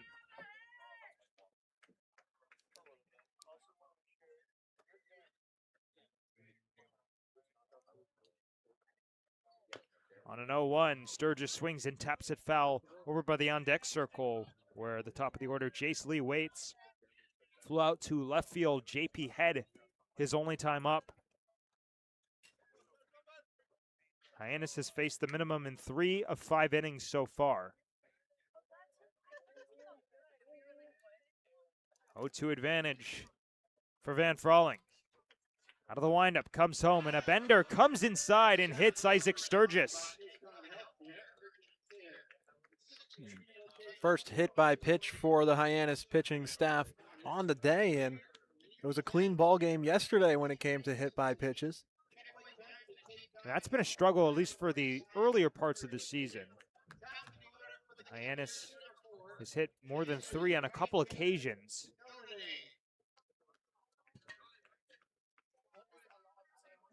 So top of the order, Jace Lee for the 3rd time today. Harbor Hawks looking to roll a pair. First pitch fastball away for ball 1.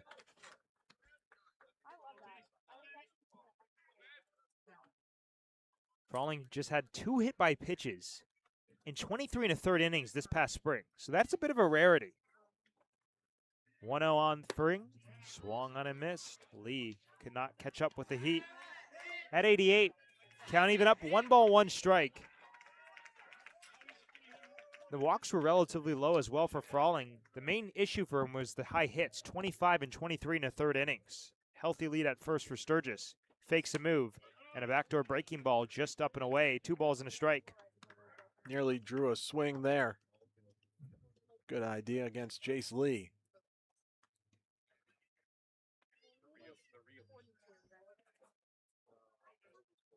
.5 whip this past spring for the Gauchos. And on 2-1, he gets a liner down the left field line. That's a foul ball. Home plate umpire Robert Melms made the call. That's as close as they get, and it would have been Cotuit's first hit of the game.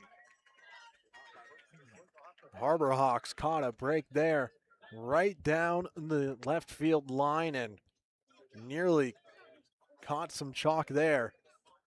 You'd think if there isn't a runner on first base, you'd have Jeffrey Kinney with a much better look down the third baseline. I mean, from here, I didn't see it land fair, but I mean, we don't have a great vantage point at all. But still got my heart going. Ba-ba, ba-ba. Man on first base, nobody out in the inning. Hyannis leads 2-0 in the bottom of the 6th as Frawling checks over on that man, Sturgis, and he's back standing.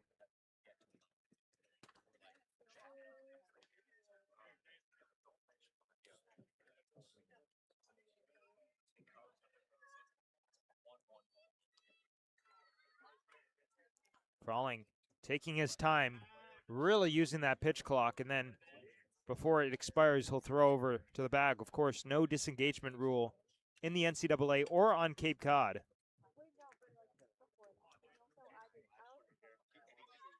Cotuit looking for its first hit of the game. 2-2 pitch on the way, and Lee swings, pops it foul behind the press box.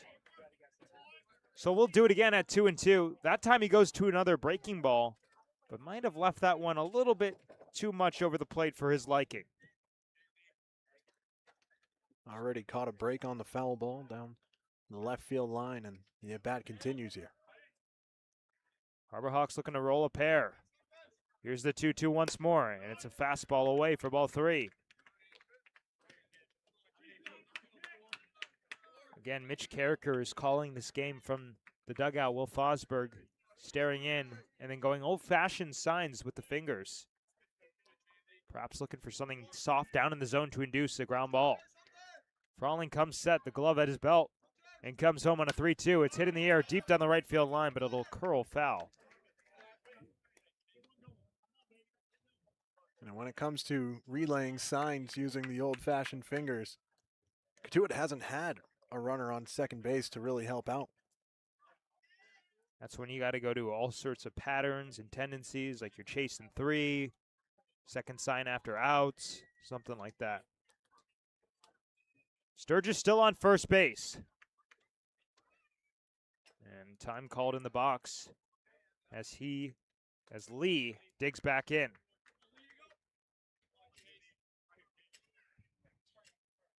Frawling comes home, and he'll walk his first runner of the relief appearance. Wasn't all too close, and Cotuit's got something brewing. They got the tying run on first base with nobody out in the 6th.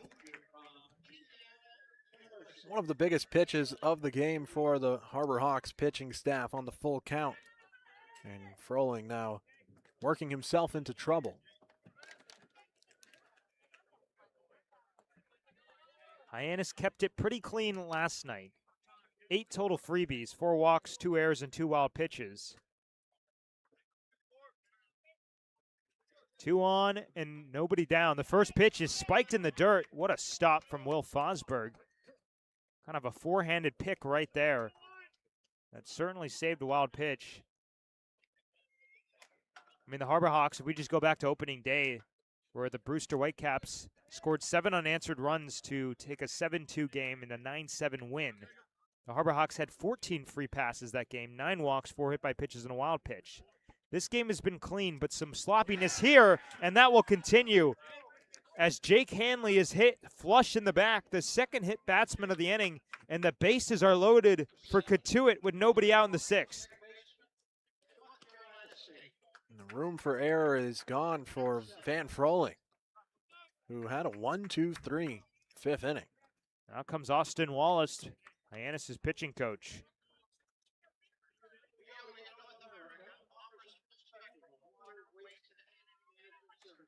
Whatever was working in the 5th hasn't shown up yet.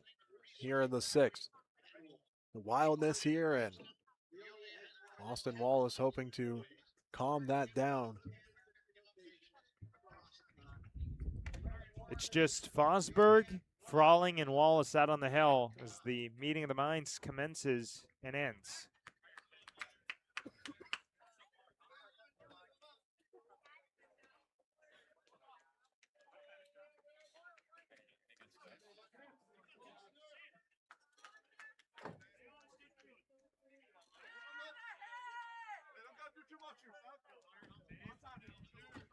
One behind, Cotuit is third in the Cape League with a .317 average. So the first pitch is hit on the ground through the left side, and the left field, a base hit. Sturgis will score. Here comes Lee. The throw-in is cut off. A 2-run single for Hunter Warren, and Cotuit ties it at 2 here in the 6th inning.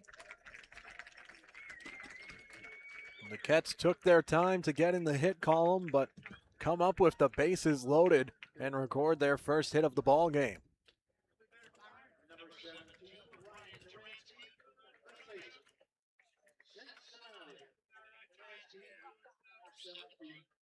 Still nobody out in the inning. The Kettleers have a hit, and this game is starting over.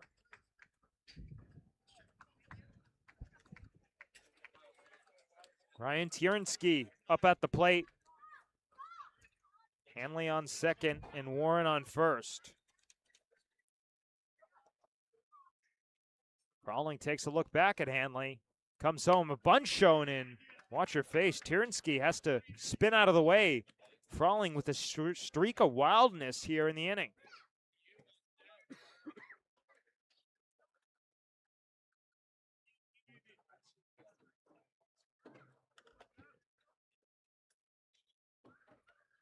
Two runs home for the Kets here in the 6th, but still nobody out. 1-0, another bunch shown, and he fouls it up the third base line. Tiernsky will have to retreat back to the box.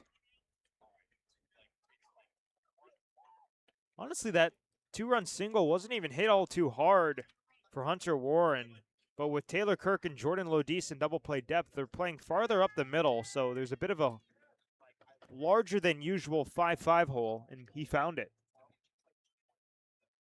And even if Kirk got the glove on it, everybody might have been safe, which is because it was hit so deep into the hole, but also so softly.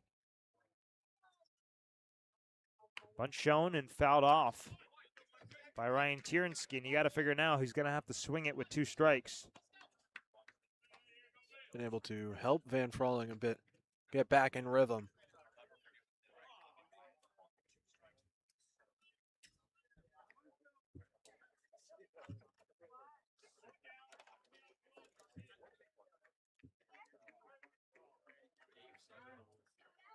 Hyannis came into this game with a 2.16 ERA on the road. That's second in the Cape League. And he gets a swing and a miss from Ryan Tiernsky. Van Frawling gets another punch out. 2 outs in the inning. Didn't really feel like a typical at-bat you'd see from the cleanup hitter in a lineup. It's actually the first out of the inning, and a very unproductive AB is one way to put it.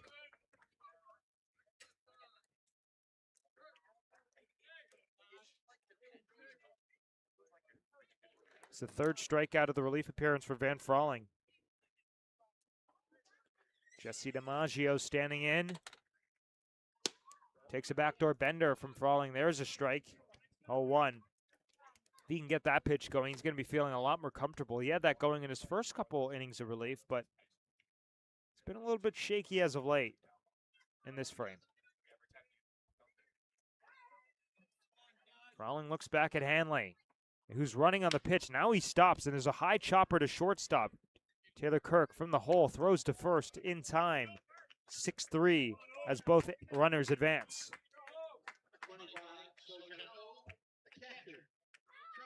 Runners advance, but 2 away in the inning as Sejo O with 2 strikeouts on the day.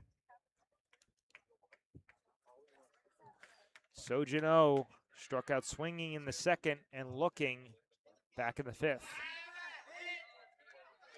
Huge at-bat for the Kettleers. 2 in scoring position, 2 outs in the inning, and 2 runs already home, and a 2-2 tie. First pitch, breaking ball, cut on and missed. Looked like that was not a comfortable pitch to see in the left-on-left matchup. Oh, with an awkward swing on the inner part.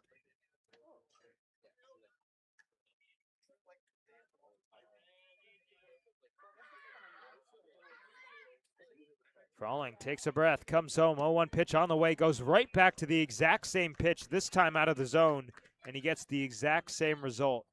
Wave and a miss. Nothing in 2. Oh, was a strikeout victim in the last inning, the first inning of work for Froling. Harbor Hawks looking to stop the bleeding. The 0-2 pitch, breaking ball just inside. Tripled up on the soft stuff.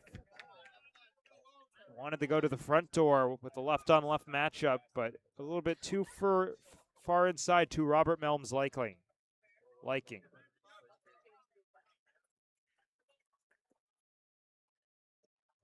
1-2 pitch on the way, and O takes downstairs. How about a 4 straight breaking ball?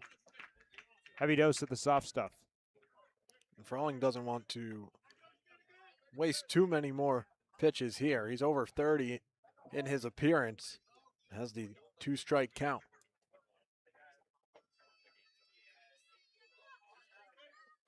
Henley on third, Warren on second. 2-2 pitch coming in, called strike 3, right at the top of the zone. Sojin O is down on strikes for the 3rd time tonight, but Cotuit ties it at 2 here in the 6th inning. 2 runs on a hit and 2 left on base. We'll head to the top of the 7th inning and a 2-2 tie in the Harbor Hawks Baseball Network.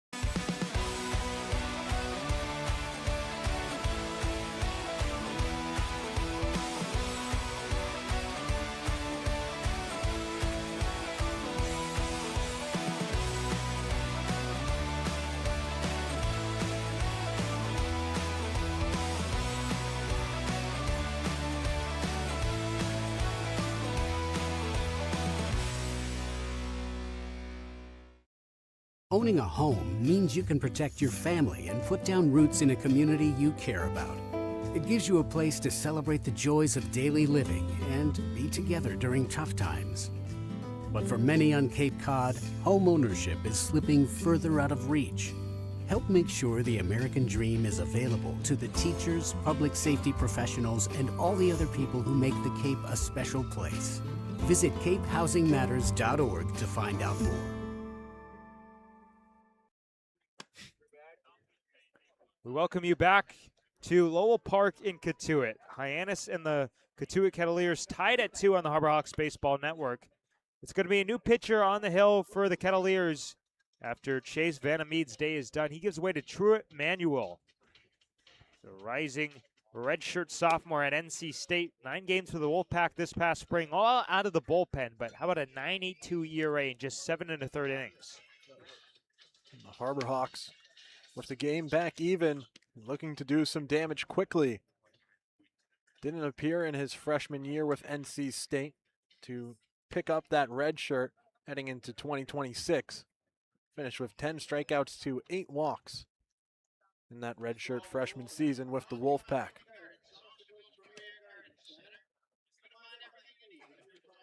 Final line on Chase Vanamede.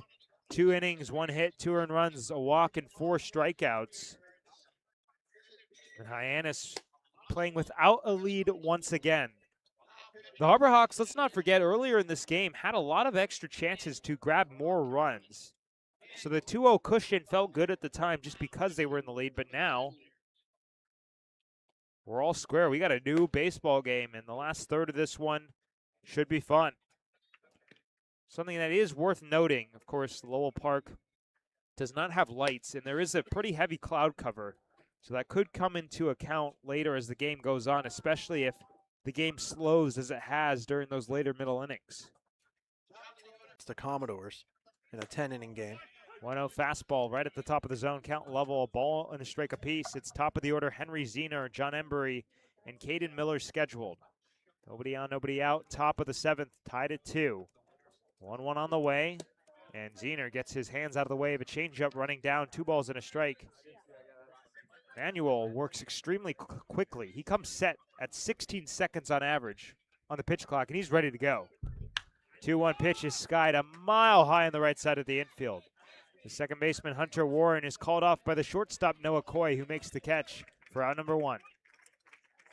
Certainly was a mile-high pop-up for Henry Zener, leading off for the second time this game after leading off in the top of the first. He's been effective in that leadoff spot, even in the top of the first where he struck out. He went to a full count and saw plenty of pitches to relay to the rest of the lineup.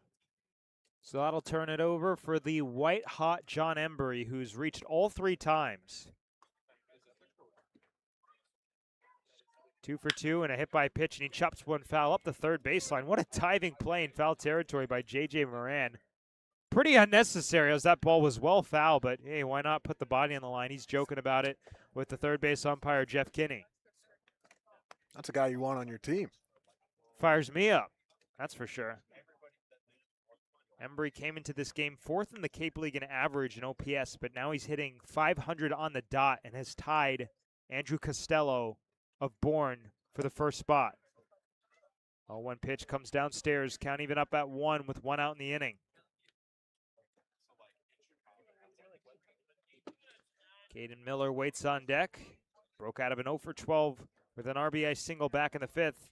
But Embry's still up, 1-1. Breaking ball to the front door. That's a beautiful spot, 1-2. You can see Embry kind of flinched the shoulder as if that ball was going to hit him, and it just dropped right in the strike zone. Maybe a little PTSD from last at-bat. Manuel out of the stretch. Comes home with a fastball just a tad outside. Sojino looked to make it presentable for the home plate umpire, Robert Melms, but regardless, the count swings 2-2.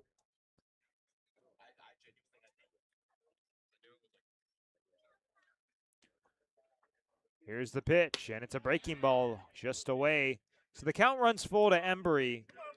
And I got to say, throughout this season, this young season, one of the reasons why Embry's been so successful is his ability to work counts deep and really put pressure on pitchers. I mean, the more pitches you see, the bigger advantage you're giving yourself in the box as the 3-2 pitch is spiked to the backstop, ball forward. Just like that, Embry on all 4 times. And he's a batter with the pedigree that you have to try to nibble around the zone. Embry knows it as well, where he can be patient, as you saw Manuel try to drop a breaking ball in at the top of the zone and have a few close misses before the full count pitch went to the backstop.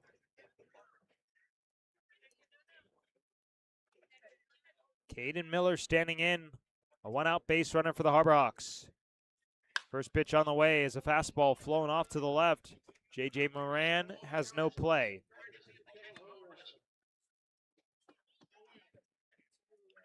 A little more hang time, we might have seen Moran go airborne once again.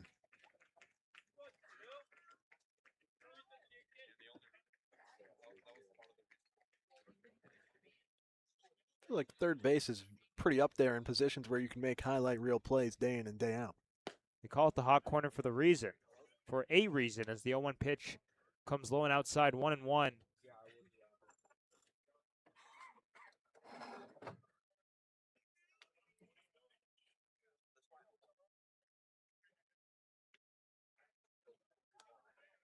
Embry off first base, 1 out in the inning. The pitch is hit in the air to deep center field.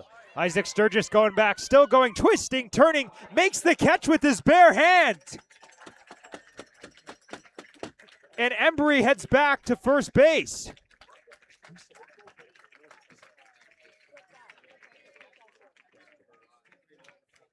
I'm not sure if he barehanded it. It seemed like he used both.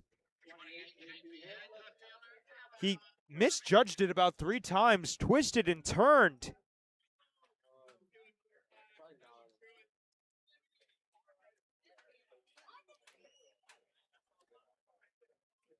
Definitely worth another look. JP Head swings and fouls it up the first base line. Nothing in 1. John Embry still on first base.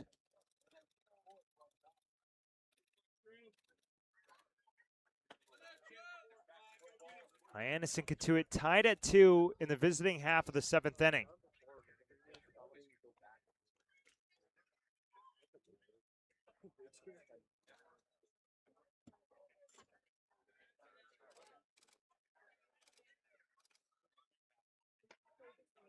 Had 0 for 1 with 2 walks today, and he takes a fastball generously called a strike at the knees.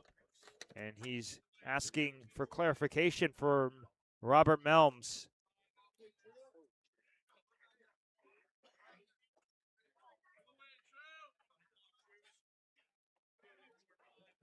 The cloud cover continues to trump over Lowell Park as Head swings and fouls it into the mitt of Sojin-O. Hyannis gets a one-out base runner, but are not able to score. We head to the bottom of the 7th inning on the Harbor Hawks Baseball Network, tied at 2. Here at the Mass State Lottery, we know there's no bigger win than the $1 billion we provide each year to support all 351 cities and towns in Massachusetts. Now that's how we all win. The Mass State Lottery. Welcome to the state of winning. This week we've been working a lot with doing play-by-plays, just doing behind-the-scenes stuff with sports broadcasting, which I never really realized how much went into it, but it's been really cool. They've grown a lot. I've never really done like a program like this before, so like seeing all the behind the scenes has like really grown.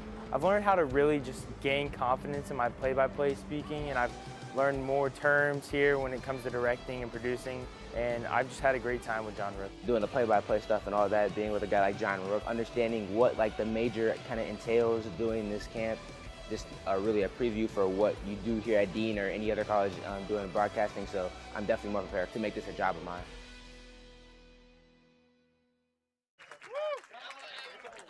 We welcome you back to Lowell Park as we just stretched. Truett Webb is the new pitcher. You got 2 Truetts on the hill, Truett Manuel and Truett Webb for the Harbor Hawks. Gives way after Van Frawling's day is done. Webb coming off a really nice inning of relief, inning and 2/3 against Brewster a couple days ago. He went an inning and 2/3 on no hits, no runs, no walks, and 2 punch-outs. Might be one of the first and only times 2 Truetts have gone head-to-head on the mound. It's not a very common first name.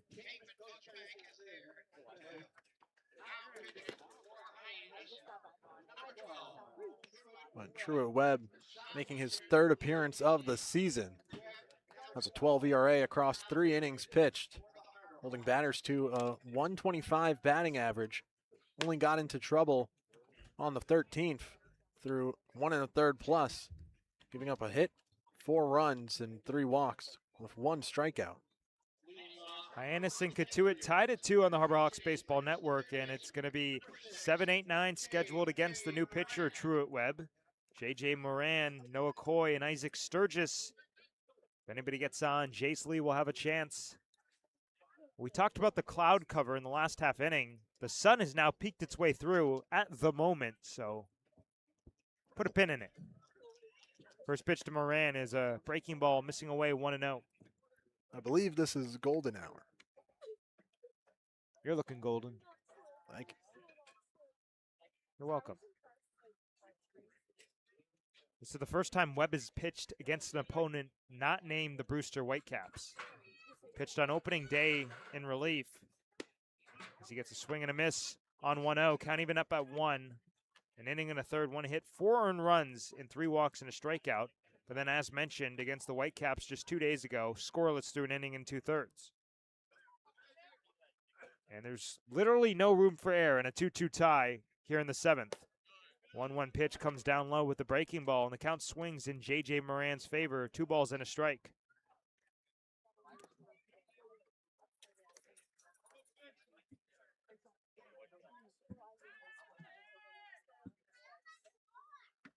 Here's the 2-1. And Moran swings, skies it into right field. Tanner Chun with his sunglasses on makes the catch, build the cap high for out number 1. Tanner Chun, probably one of the top 3 most affected by the current sun here at Lowell Park, setting beyond the bleachers on the 3rd baseline. Noah Coy only getting his 3rd at-bat of the game. He flew out to left field back in the 3rd and then struck out looking in the 5th. 8 strikeouts through 6 1/3 innings for the Harbor Hawks pitching staff, and a first pitch fastball strike over the outside corner. 0-1 to Coy. Webb, a rising junior out of southern Louisiana, excuse me, as he spikes one to the backstop. Count even up, 1-1. One out in the inning, nobody on, and a tie game at 2. Historic crosstown rivalry, it's a hard word to pronounce, getting underway tonight. So one pitch is hooked on the line down the first base side, well out ahead. So the count back in the favor of Webb, 1-2. I'll tell you what, the Cotuit Bat Boys definitely do not do their own laundry for how much they're willing to slide in the backstop to try to make a play on some of these loose balls. I mean, they're 8 years old as well. 1-2, breaking ball somehow misses. Really good spot right there. Will Fosberg certainly liked it at the bottom of the zone. And the count moves even. Yeah, to be fair, I don't think I was doing my laundry at 8 years old either.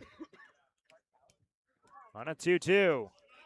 Coy takes down in the dirt, spiked that one in about 57.5 feet. So the count runs full, and these are the situations, Chaz, where you have to play the cleanest brand of baseball. Because free passes is what led to this disaster in the 6th inning. A hit by pitch and a walk started the frame, and both those runs came around to score. Payoff pitch, fastball down El Centro. Coy knew it, and in the first strikeout of the day for Truett Webb is out number 2 here in the 7th. Cotuit has been caught with the bat on their shoulders numerous times today. The 5th backwards K for the Harbor Hawks pitching staff.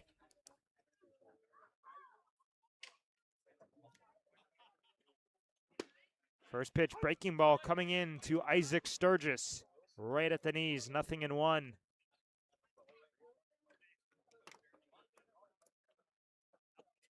As mentioned, Sturgis, part of that 6th inning. He was hit by a pitch and came around to score a run, and he sends one in the air to left field. He has JP Head twisting and turning, but making the catch, Bill, the cap high for the final out of the inning. A 1-2-3 7th inning for Truett Webb. It's getting late. We head to the 8th on the Harbor Hawks Baseball Network, tied at 2. You can make any bat feel lighter by adding a velo puck knob. Instead of having to go get a whole entirely new bat, you can simply add the puck to it. Players can use this with any bat. It's basically going to shift the weight of the bat a little bit more towards the hands. Players are able to hit the ball a lot harder just by simply adding the puck on.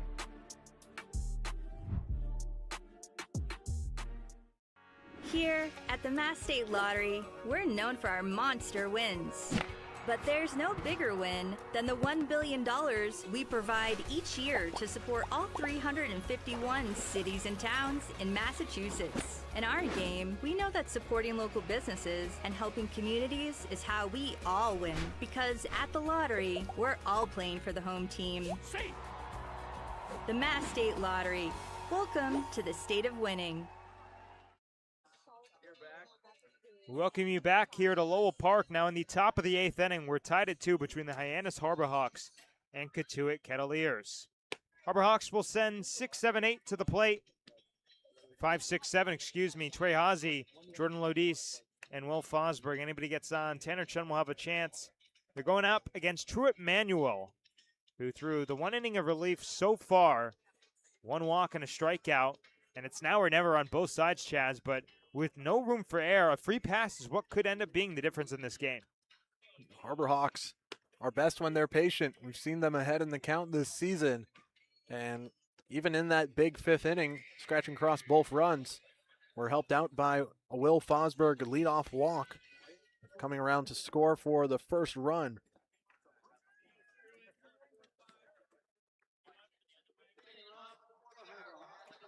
So as promised, Haase to lead it off. 0 for 2 with a walk back in the 4th inning. And I brought it up a bit earlier, but Hyannis had a couple at-bats with runners in scoring position early that they were not able to convert on, which didn't seem like a big deal at the time, but now in a 2-2 tie, first pitch down in the dirt, 1-0. Could be somewhat costly because you had chances then, and it didn't feel as severe when it was a scoreless tie. As Haase swings, hooks it on the ground at first base. Ryan Tierensky on a high hop will go to first in time for the first out of the inning as the rain tries to fall down here It's getting fast rain this time. Decently fast rain. Small little showers.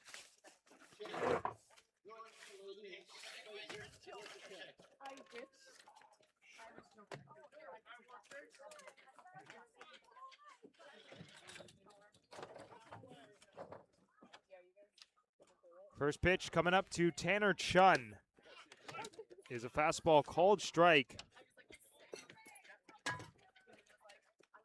One of these June showers, nice kind of warm rain.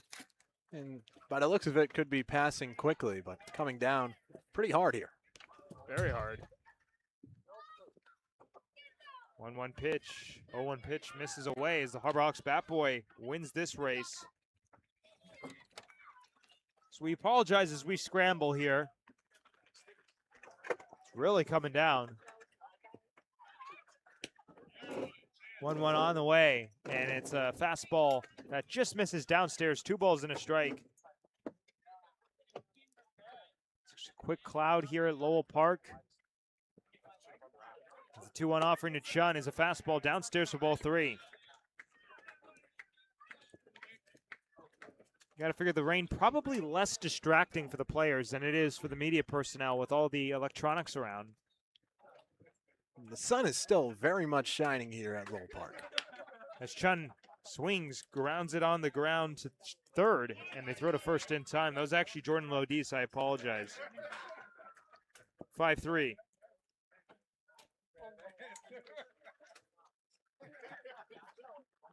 Certainly hasn't been the rainiest game I've had to score during this season.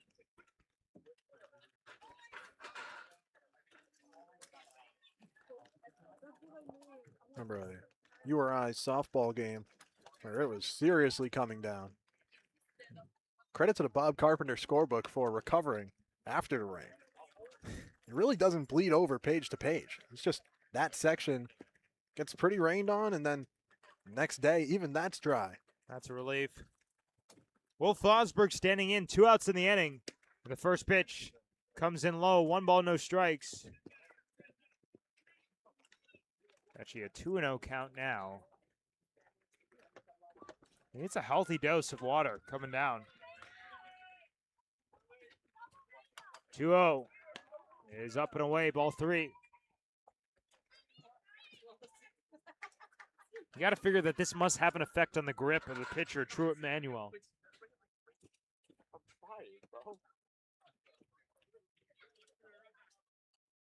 Here's the 3-0, taken all the way, a fastball strike over the outside corner.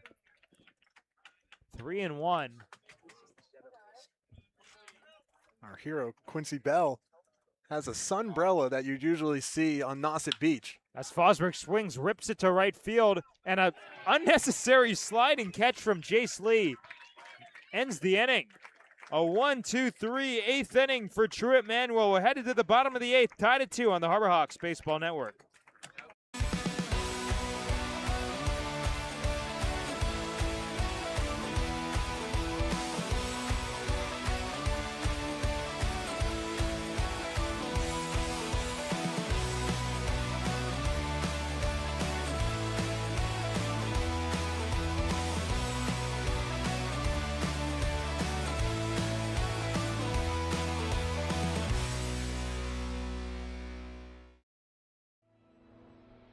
Your future begins at Dean College. Make a difference. Leave your mark. Break the mold. Be a leader. Achieve unimagined heights. Believe in yourself. Make lifelong friends. This is your time. Your place. Your home. Your Dean. It all starts here at Dean College.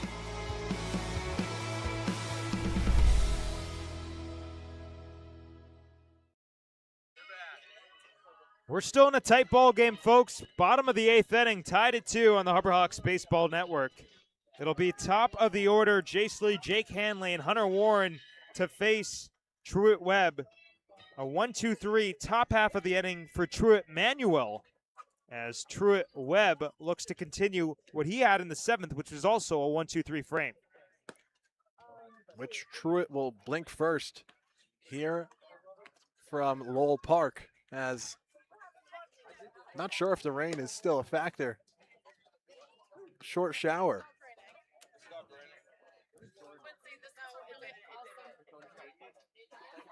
The rain has certainly gone a little bit less severe. It's still a couple light drops. But for a moment, it was borderline pouring, is one way to put it. This game's had it all.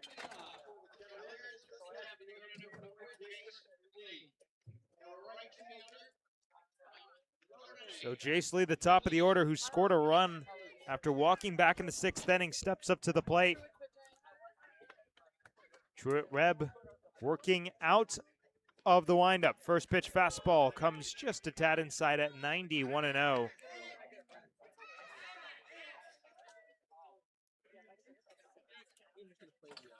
One hit combined across the first 3 Cotuit Kettleers hitters.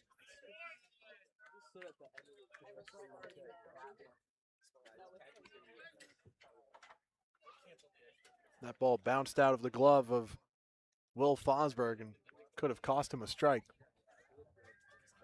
2-0 the count. On the way to Jace Lee is a fastball down the middle. Must throw. Of course, free passes is something that is inevitable in the game of baseball, but it's been especially costly against Hyannis. I mean, against the Brewster Whitecaps just 2 days ago, 2-1, fastball up and in for ball 3. All the 3 passes in that game, and let's remember, there's 4 hits combined across the two teams, 2 each, but all the Hyannis 3 walks came in to score as runs for the Whitecaps. 3-1 pitch here is swung on a miss. Truett Webb blows 90 by Jace Lee, and he's got him in a full count.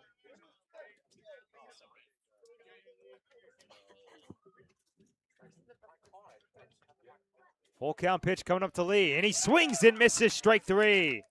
Breaking ball down in the dirt, and Jace Lee goes fishing for out number 1 here in the last of the 8th. The strikeout numbers continue to stand out for the Cotuit batting order. Second strikeout of the relief appearance for Truett Webb.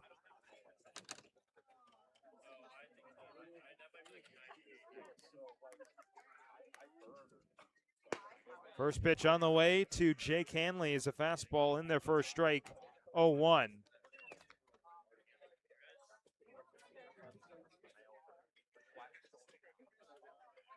Here's the offering, a fastball way up and in. Hanley kind of pulled the Fernando Tatis Jr., bending back out of the way but staying on his feet.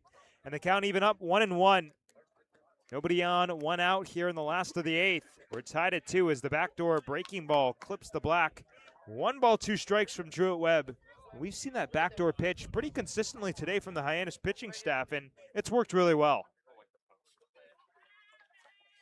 1-2 offering is chopped on the ground to shortstop. Taylor Kirk has it, gobbles and fires. A low throw dug out on the back end by Caden Miller. He saved a couple errors today and 2 quick outs here in the 8th. Taylor Kirk is mainly a second baseman for Fordham University in the spring and has been a bit short on some of these throws across the diamond. Caden Miller hasn't had too much issues so far. We've seen Taylor Kirk and Charlie Bates kind of trade shortstop and second base, but of course Bates, after the hit-by pitch yesterday, not in the lineup tonight. He is available on the bench as a pinch hitter, though, as there's a pitch spiked in about 56 feet. A nice stop from Fosberg. Nobody on base, but I'm sure Robert Melms, the home plate umpire, appreciates it. 1 ball, no strikes to Hunter Warren, who had the big 2-run single his last time up in the 6th inning. 1-0 offering is slapped in the air to shallow right field. Second baseman Jordan Lodis calls and makes the catch basket style to end the frame. A 1-2-3 inning for Truett Webb. He's gone 6 up, 6 down. We head to the 9th, tied at 2 on the Harbor Hawks Baseball Network. This week we've been working a lot with doing play-by-plays, just doing behind-the-scenes stuff with sports broadcasting, which I never really realized how much went into it, but it's been really cool. They've grown a lot. I've never really done like a program like this before, so like seeing all the behind-the-scenes has like really grown. I've learned how to really just gain confidence in my play-by-play speaking, and I've learned more terms here when it comes to directing and producing, and I've just had a great time with John Rook. Doing the play-by-play stuff and all that, being with a guy like John Rook, understanding what like the major kind of entails doing this camp, just really a preview for what you do here at Dean or any other college doing broadcasting. So I'm definitely more prepared to make this a job of mine. Cape Cod 5 is proud to be the official banking partner of the Cape Cod Baseball League. Cape Cod 5 offers a broad range of financial products and services tailored for every stage in your financial journey. Reach out to us. We're here to help. We welcome you back to Lowell Park. Now in the top of the 9th inning, the Harbor Hawks and Kettleers tied at 2. There's going to be a new pitcher on the hill for the Kets. It looks like Kyle Kipp, the right-handed pitcher. And for Hyannis, it's now or never, an offense that has struggled. But Kipp getting into his senior year this upcoming fall at Boston College, so a somewhat local guy. 19 appearances and 39 innings pitched this past spring, a nice 5.08 ERA and an opponent average at 240. 35 strikeouts. Cape League All-Star with the Brewster Whitecaps last summer. He gets a little closer to the bridge here this summer in Cotuit. I knew that name was familiar. So that'll close the door on Truett Manuel. He went 2 scoreless innings on 1 walk and a strikeout. No hits allowed either. Both Truett's solid bridge guys here to their respective back of the bullpen arms, setting things up for the final innings. It's 8-9-1 due up for the Harbor Hawks. Tanner Chun, Taylor Kirk, and Henry Ziener. Hyannis last scored back in the 5th inning. They got RBI knocks from Henry Ziener and Caden Miller. But you face a guy like Kyle Kipp, who's had success on the Cape so far. You can argue he's got a little bit of an advantage there.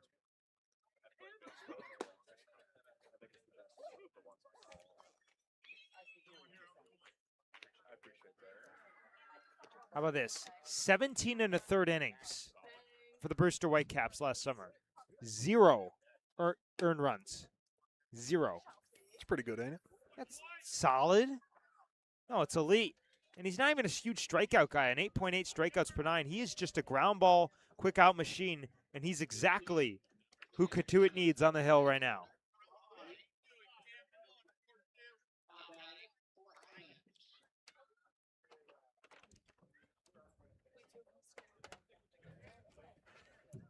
Harbor Hawks intern response team to the rainy weather did a pretty good job on the other side of it here.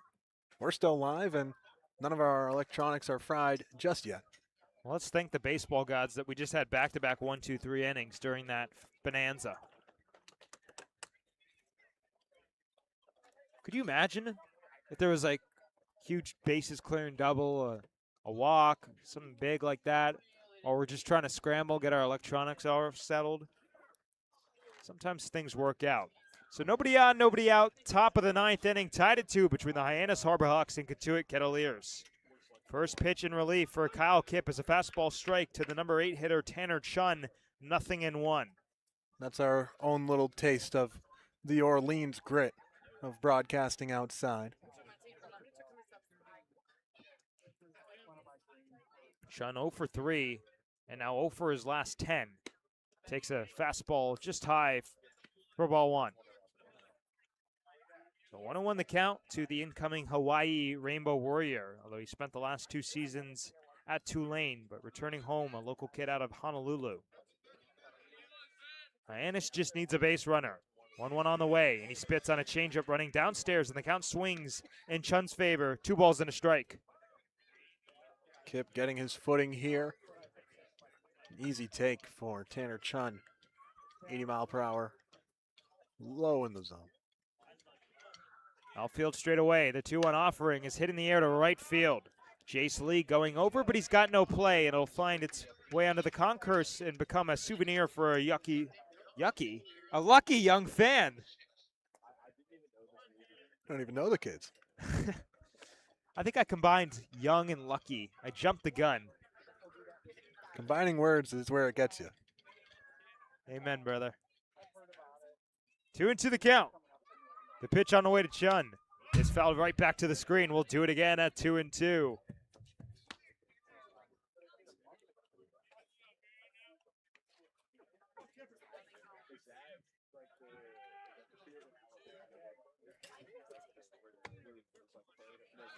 "32 strikeouts in 39 innings this past spring at Boston College.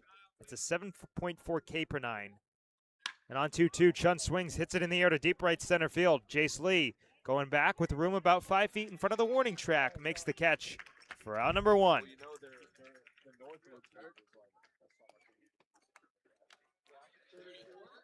This broadcast is a copyrighted production of the Cape Cod Baseball League. Any unauthorized duplication, retransmission, or other use is strictly prohibited.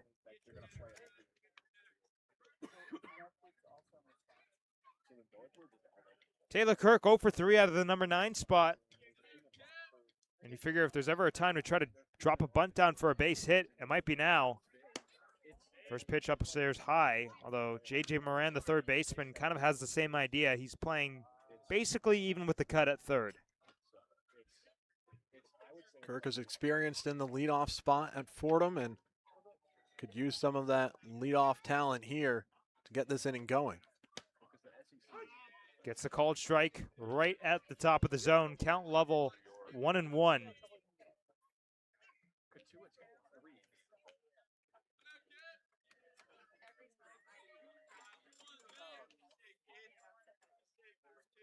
Kirk now 0 for his last 15 at the plate. Here's the 1-1, and he spits on a breaking ball running downstairs, and the count swings in his favor. 2 balls and a strike. So this guy knows how to hit. Batted .317, 55 games this past spring for Fordham in the A-10, and currently looking for a new home in the portal. 2-1 the count, offering on the way, and it's downstairs for ball 3. Top of the order, Henry Zener looms on deck.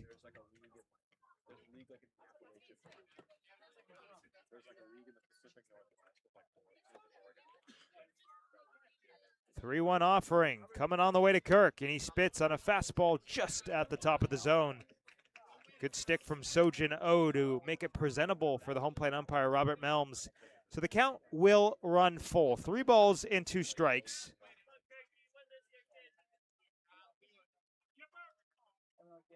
Tied at 2 with 1 out in the top of the 9th inning between the Harbor Hawks and Kettleers. The 3-2 pitch is grounded up the middle to the shortstop, Coy, on the forehand from the outfield long. Not in time. An infield single, and Kirk legs it out. Coy, great job getting over, making the stop, and getting up quickly to get the throw off and make it a play at first base. But Taylor Kirk, one of the ones that you'd want running down the first base line to beat out that infield single. That's one way to break up an offer. And you talk about guys who have recently broken out of slumps. Henry Zener has been hot. He's already got an RBI single today, and he's back up for the 5th time tonight. Taylor Kirk on first base. Hyannis looking to go to the gaps. Kirk's running on the first pitch. It's a called strike. The throw down to second. No chance. Taylor Kirk swipes his team-leading third base. Oh, had a time getting it out of his glove on the transfer, and Kirk had a great jump. Henry Zener now 4 hits in his last 3 games after just 1 hit in his first 3. An RBI knock back in the 5th inning. He also scored a run. 0-1 the count. The pitch is down in the dirt. Nice stop from O to the backhand. And the count level, a ball and a strike apiece with 1 out in the inning. Kirk on second base and a 2-2 tie here in the visiting half of the 9th. 1-1 floats inside on a breaking ball, and the count back in the favor of Zener, 2-1.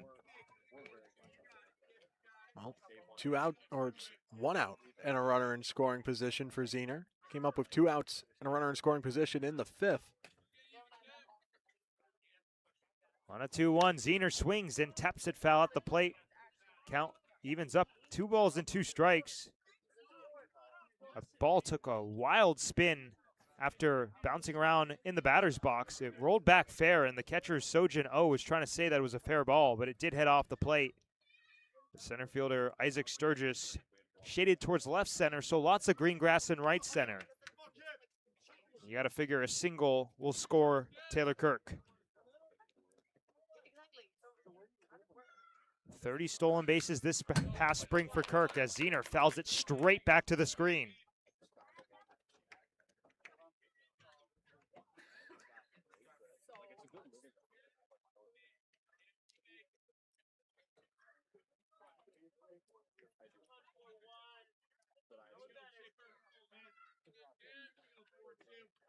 Hyannis fourth in the West with a 2-4 record. Hyannis Cotuit second with a 3-2-1 mark.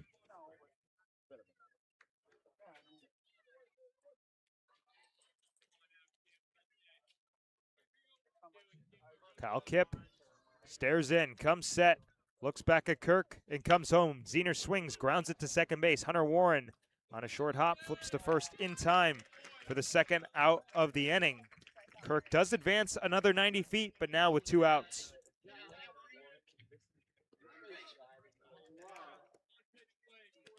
And that'll bring up John Embry. And if there's one guy you want to have up at the plate, it's this guy. Leads the entire Cape League in average as the pitching coach will head out there for most likely a much-needed scouting report. Now hitting an even 500 on the dot, and he's reached all 4 times tonight. 2 singles, a hit by pitch, and a walk. The incoming Florida Gator out of Florida Gulf Coast is feeling good in the batter's box. There's even a chance the discussion is, do you want to face him in this spot with 2 outs? You got Caden Miller on deck, who has an RBI single. The entire Cotuit infield is on the mound.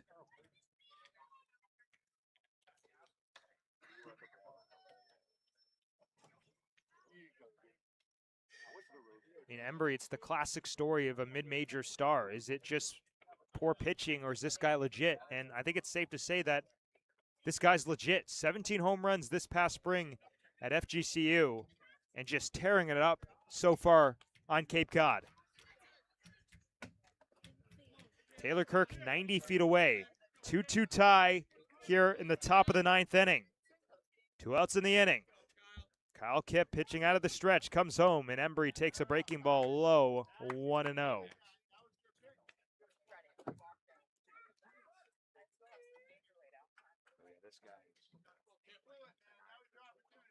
Mentioned Embry now hitting 500. He's tied with Andrew Costello for that 500 clip through the first couple games this season. On 1-0, he takes a fastball right down the middle, and they count even up. 1 ball, 1 strike.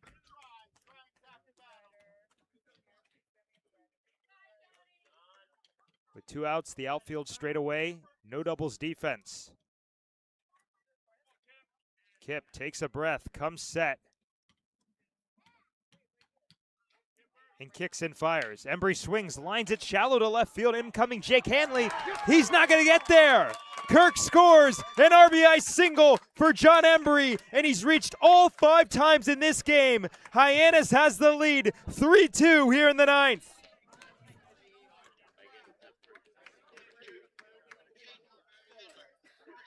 Embry has been everything that the Harbor Hawks have needed to be, and he's come through all day today and here, and no bigger spot than that.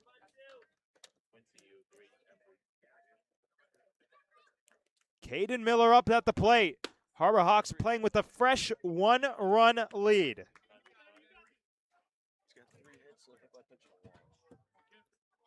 Well, that so Embry now hitting .524 with an OPS of 1249 on the season.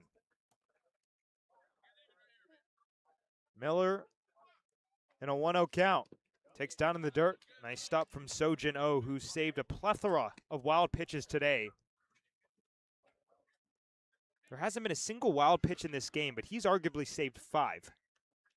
I think Fosberg for Hyannis has been one of the better defensive catchers, especially on the blocking side we've seen. Embry leading off first base. 1 run home for Hyannis. The 2-0 to Miller is slap foul up the third base line and out of play. Huge to come through with a runner in scoring position. Coming into this game, Hyannis was just 2 for 20 with runners in scoring position on the road. And so far tonight, 3 for 10, a much improved mark. So they've already got more hits with RSP tonight than the entire season on the road combined. 2-1 in the air, foul off to the left and out of play as the count runs even. With Embry on first, 2 outs in the inning, a 3-2 Harbor Hawks lead in the 9th.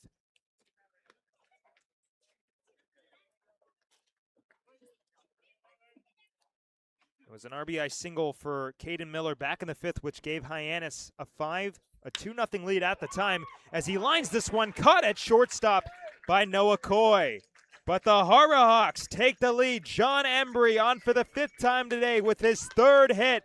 An RBI single scores Taylor Kirk, and Hyannis has a 3-2 lead going into the 9th. 1 run on 2 hits, and Embry left off first base. We'll head to the bottom of the 9th inning on the Harbor Hawks Baseball Network.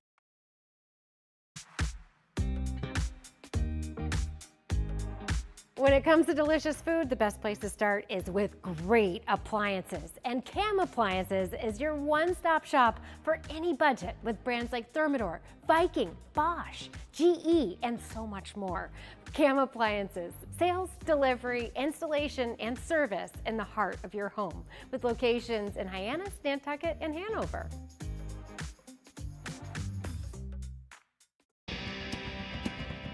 If you need to dig, lift, move, grade, clear, or cut, pump, weld, clean, light, and just about anything else, dial up the rental source for the newest and the most reliable equipment in New England. Staffed with equipment and construction experts, Milton Rents, your local source.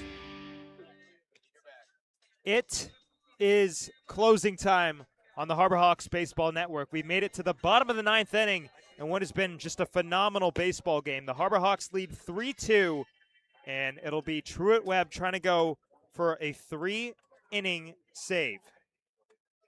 It's a save situation either way for Truett Webb in this 1-run game. 24 pitches, 14 for strikes across his 2 innings of work. So far, Truett Webb 6 up, 6 down in relief. And now scoreless over his last 3 2/3 innings, going back to his last appearance against Brewster. We've gone back and forth on the seesaw. The Harbor Hawks took a 2-0 lead back in the 5th inning. Cotuit scored 2 runs in the 6th. And Hyannis, an RBI single from the man of the hour, John Embry, his 3rd hit of the day to give them the lead in the 9th. First pitch, fastball fouled off to the left and out of play from Ryan Tierenski, 0-1. When you look at John Embry and his batting average, you'd think small sample size, but the more opportunities he gets, the average goes up. Again, it's the classic question of a mid-major star transferring to a Power 4. Here's the 0-1. Breaking ball just downstairs, count level. A ball and a strike apiece with nobody on, nobody out. Bottom of the 9th inning, Hyannis leads Cotuit 3-2. Are they legit, or is it the product of somewhat subpar pitching? I would argue, Mitch Carricker would argue, the Cape League would argue, this guy Embry is legit.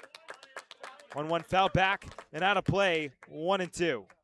I think we saw in the College World Series, especially in the regionals, that the mid-major gap isn't as pronounced in college baseball as maybe college basketball. I mean, you had a mid-major make it to the national championship last year in Coastal Carolina. Here's the 1-2 offer to Tierenski. It's a breaking ball down in the dirt.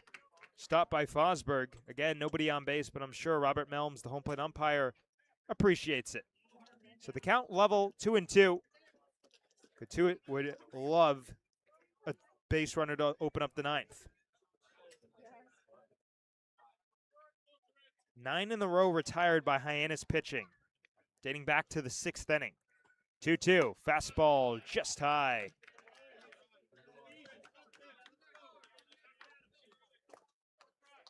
The free passes ran the Harbor Hawks into trouble in the 6th.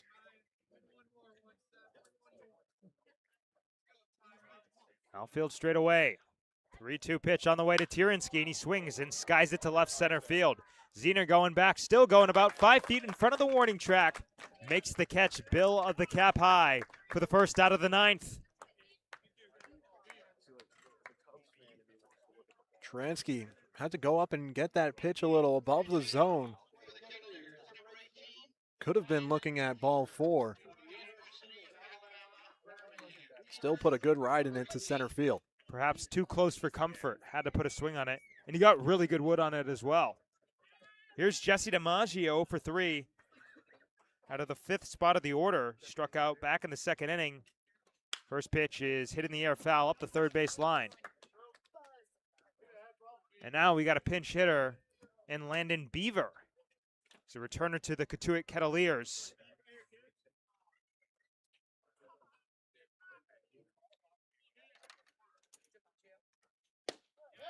0-1 pitch is swung through, strike 2.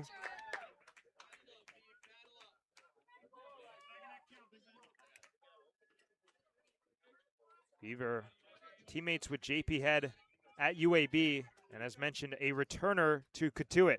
On 0-2, he swings and misses, strike 3. Good morning, good afternoon, good night from Truett Webb, and he's gone 8 up, 8 down so far. Coming off the bench, Beaver had a tall task to get going against Truett Webb, who's been rock solid in this relief appearance. Sojino at the heels of the Golden Sombrero. 0 for 3 with 3 punch outs. He's greeted with the first pitch. Breaking ball over the outside corner, 0-1. The Hyannis faithful stand as one at Lowell Park in Cotuit. 3-2 Harbor Hawks, 2 outs in the bottom of the 9th inning. And a breaking ball cut on and missed. Strike 2. The Grim Reaper knocking on the door of Sojinon with that Golden Sombrero. Truett Webb pitching out of the windup. Righty kicks and fires. The pitch is taken downstairs, 1-2. Solid approach on the 0-2 pitch. Had a swing on it. Goes a bit below the zone this time. Can't produce another swing. 1-0-1-2. Oh, strikes out swinging. How about 9 up, 9 down for Truett Webb in relief, and Hyannis takes the Battle of Barnstable, first edition of 2026. A 3-2 final score, your Hyannis Harbor Hawks over the Cotuit Kettleers. How about just 1 hit allowed by this Hyannis pitching staff? The offense came through when they had to, and the Harbor Hawks pick up a well-deserved win here on the road. What a phenomenal baseball game from start to finish. This one goes under 2.5 hours, and really or under 3 hours, excuse me. But Hyannis ends up winning this game, 3 runs on 6 hits, no errors. They left 9 on base. Cotuit, 2 runs on a hit, 1 error. They left 4. Just 1 hit, as mentioned, for the entire Kettleers team. It was an RBI single that came back in the 6th inning. Hunter Warren got the knock. But how about that for turning the page? Hyannis has its first back-to-back wins of the 2026 season. Well, tomorrow is Father's Day, and we got a good one in for you folks.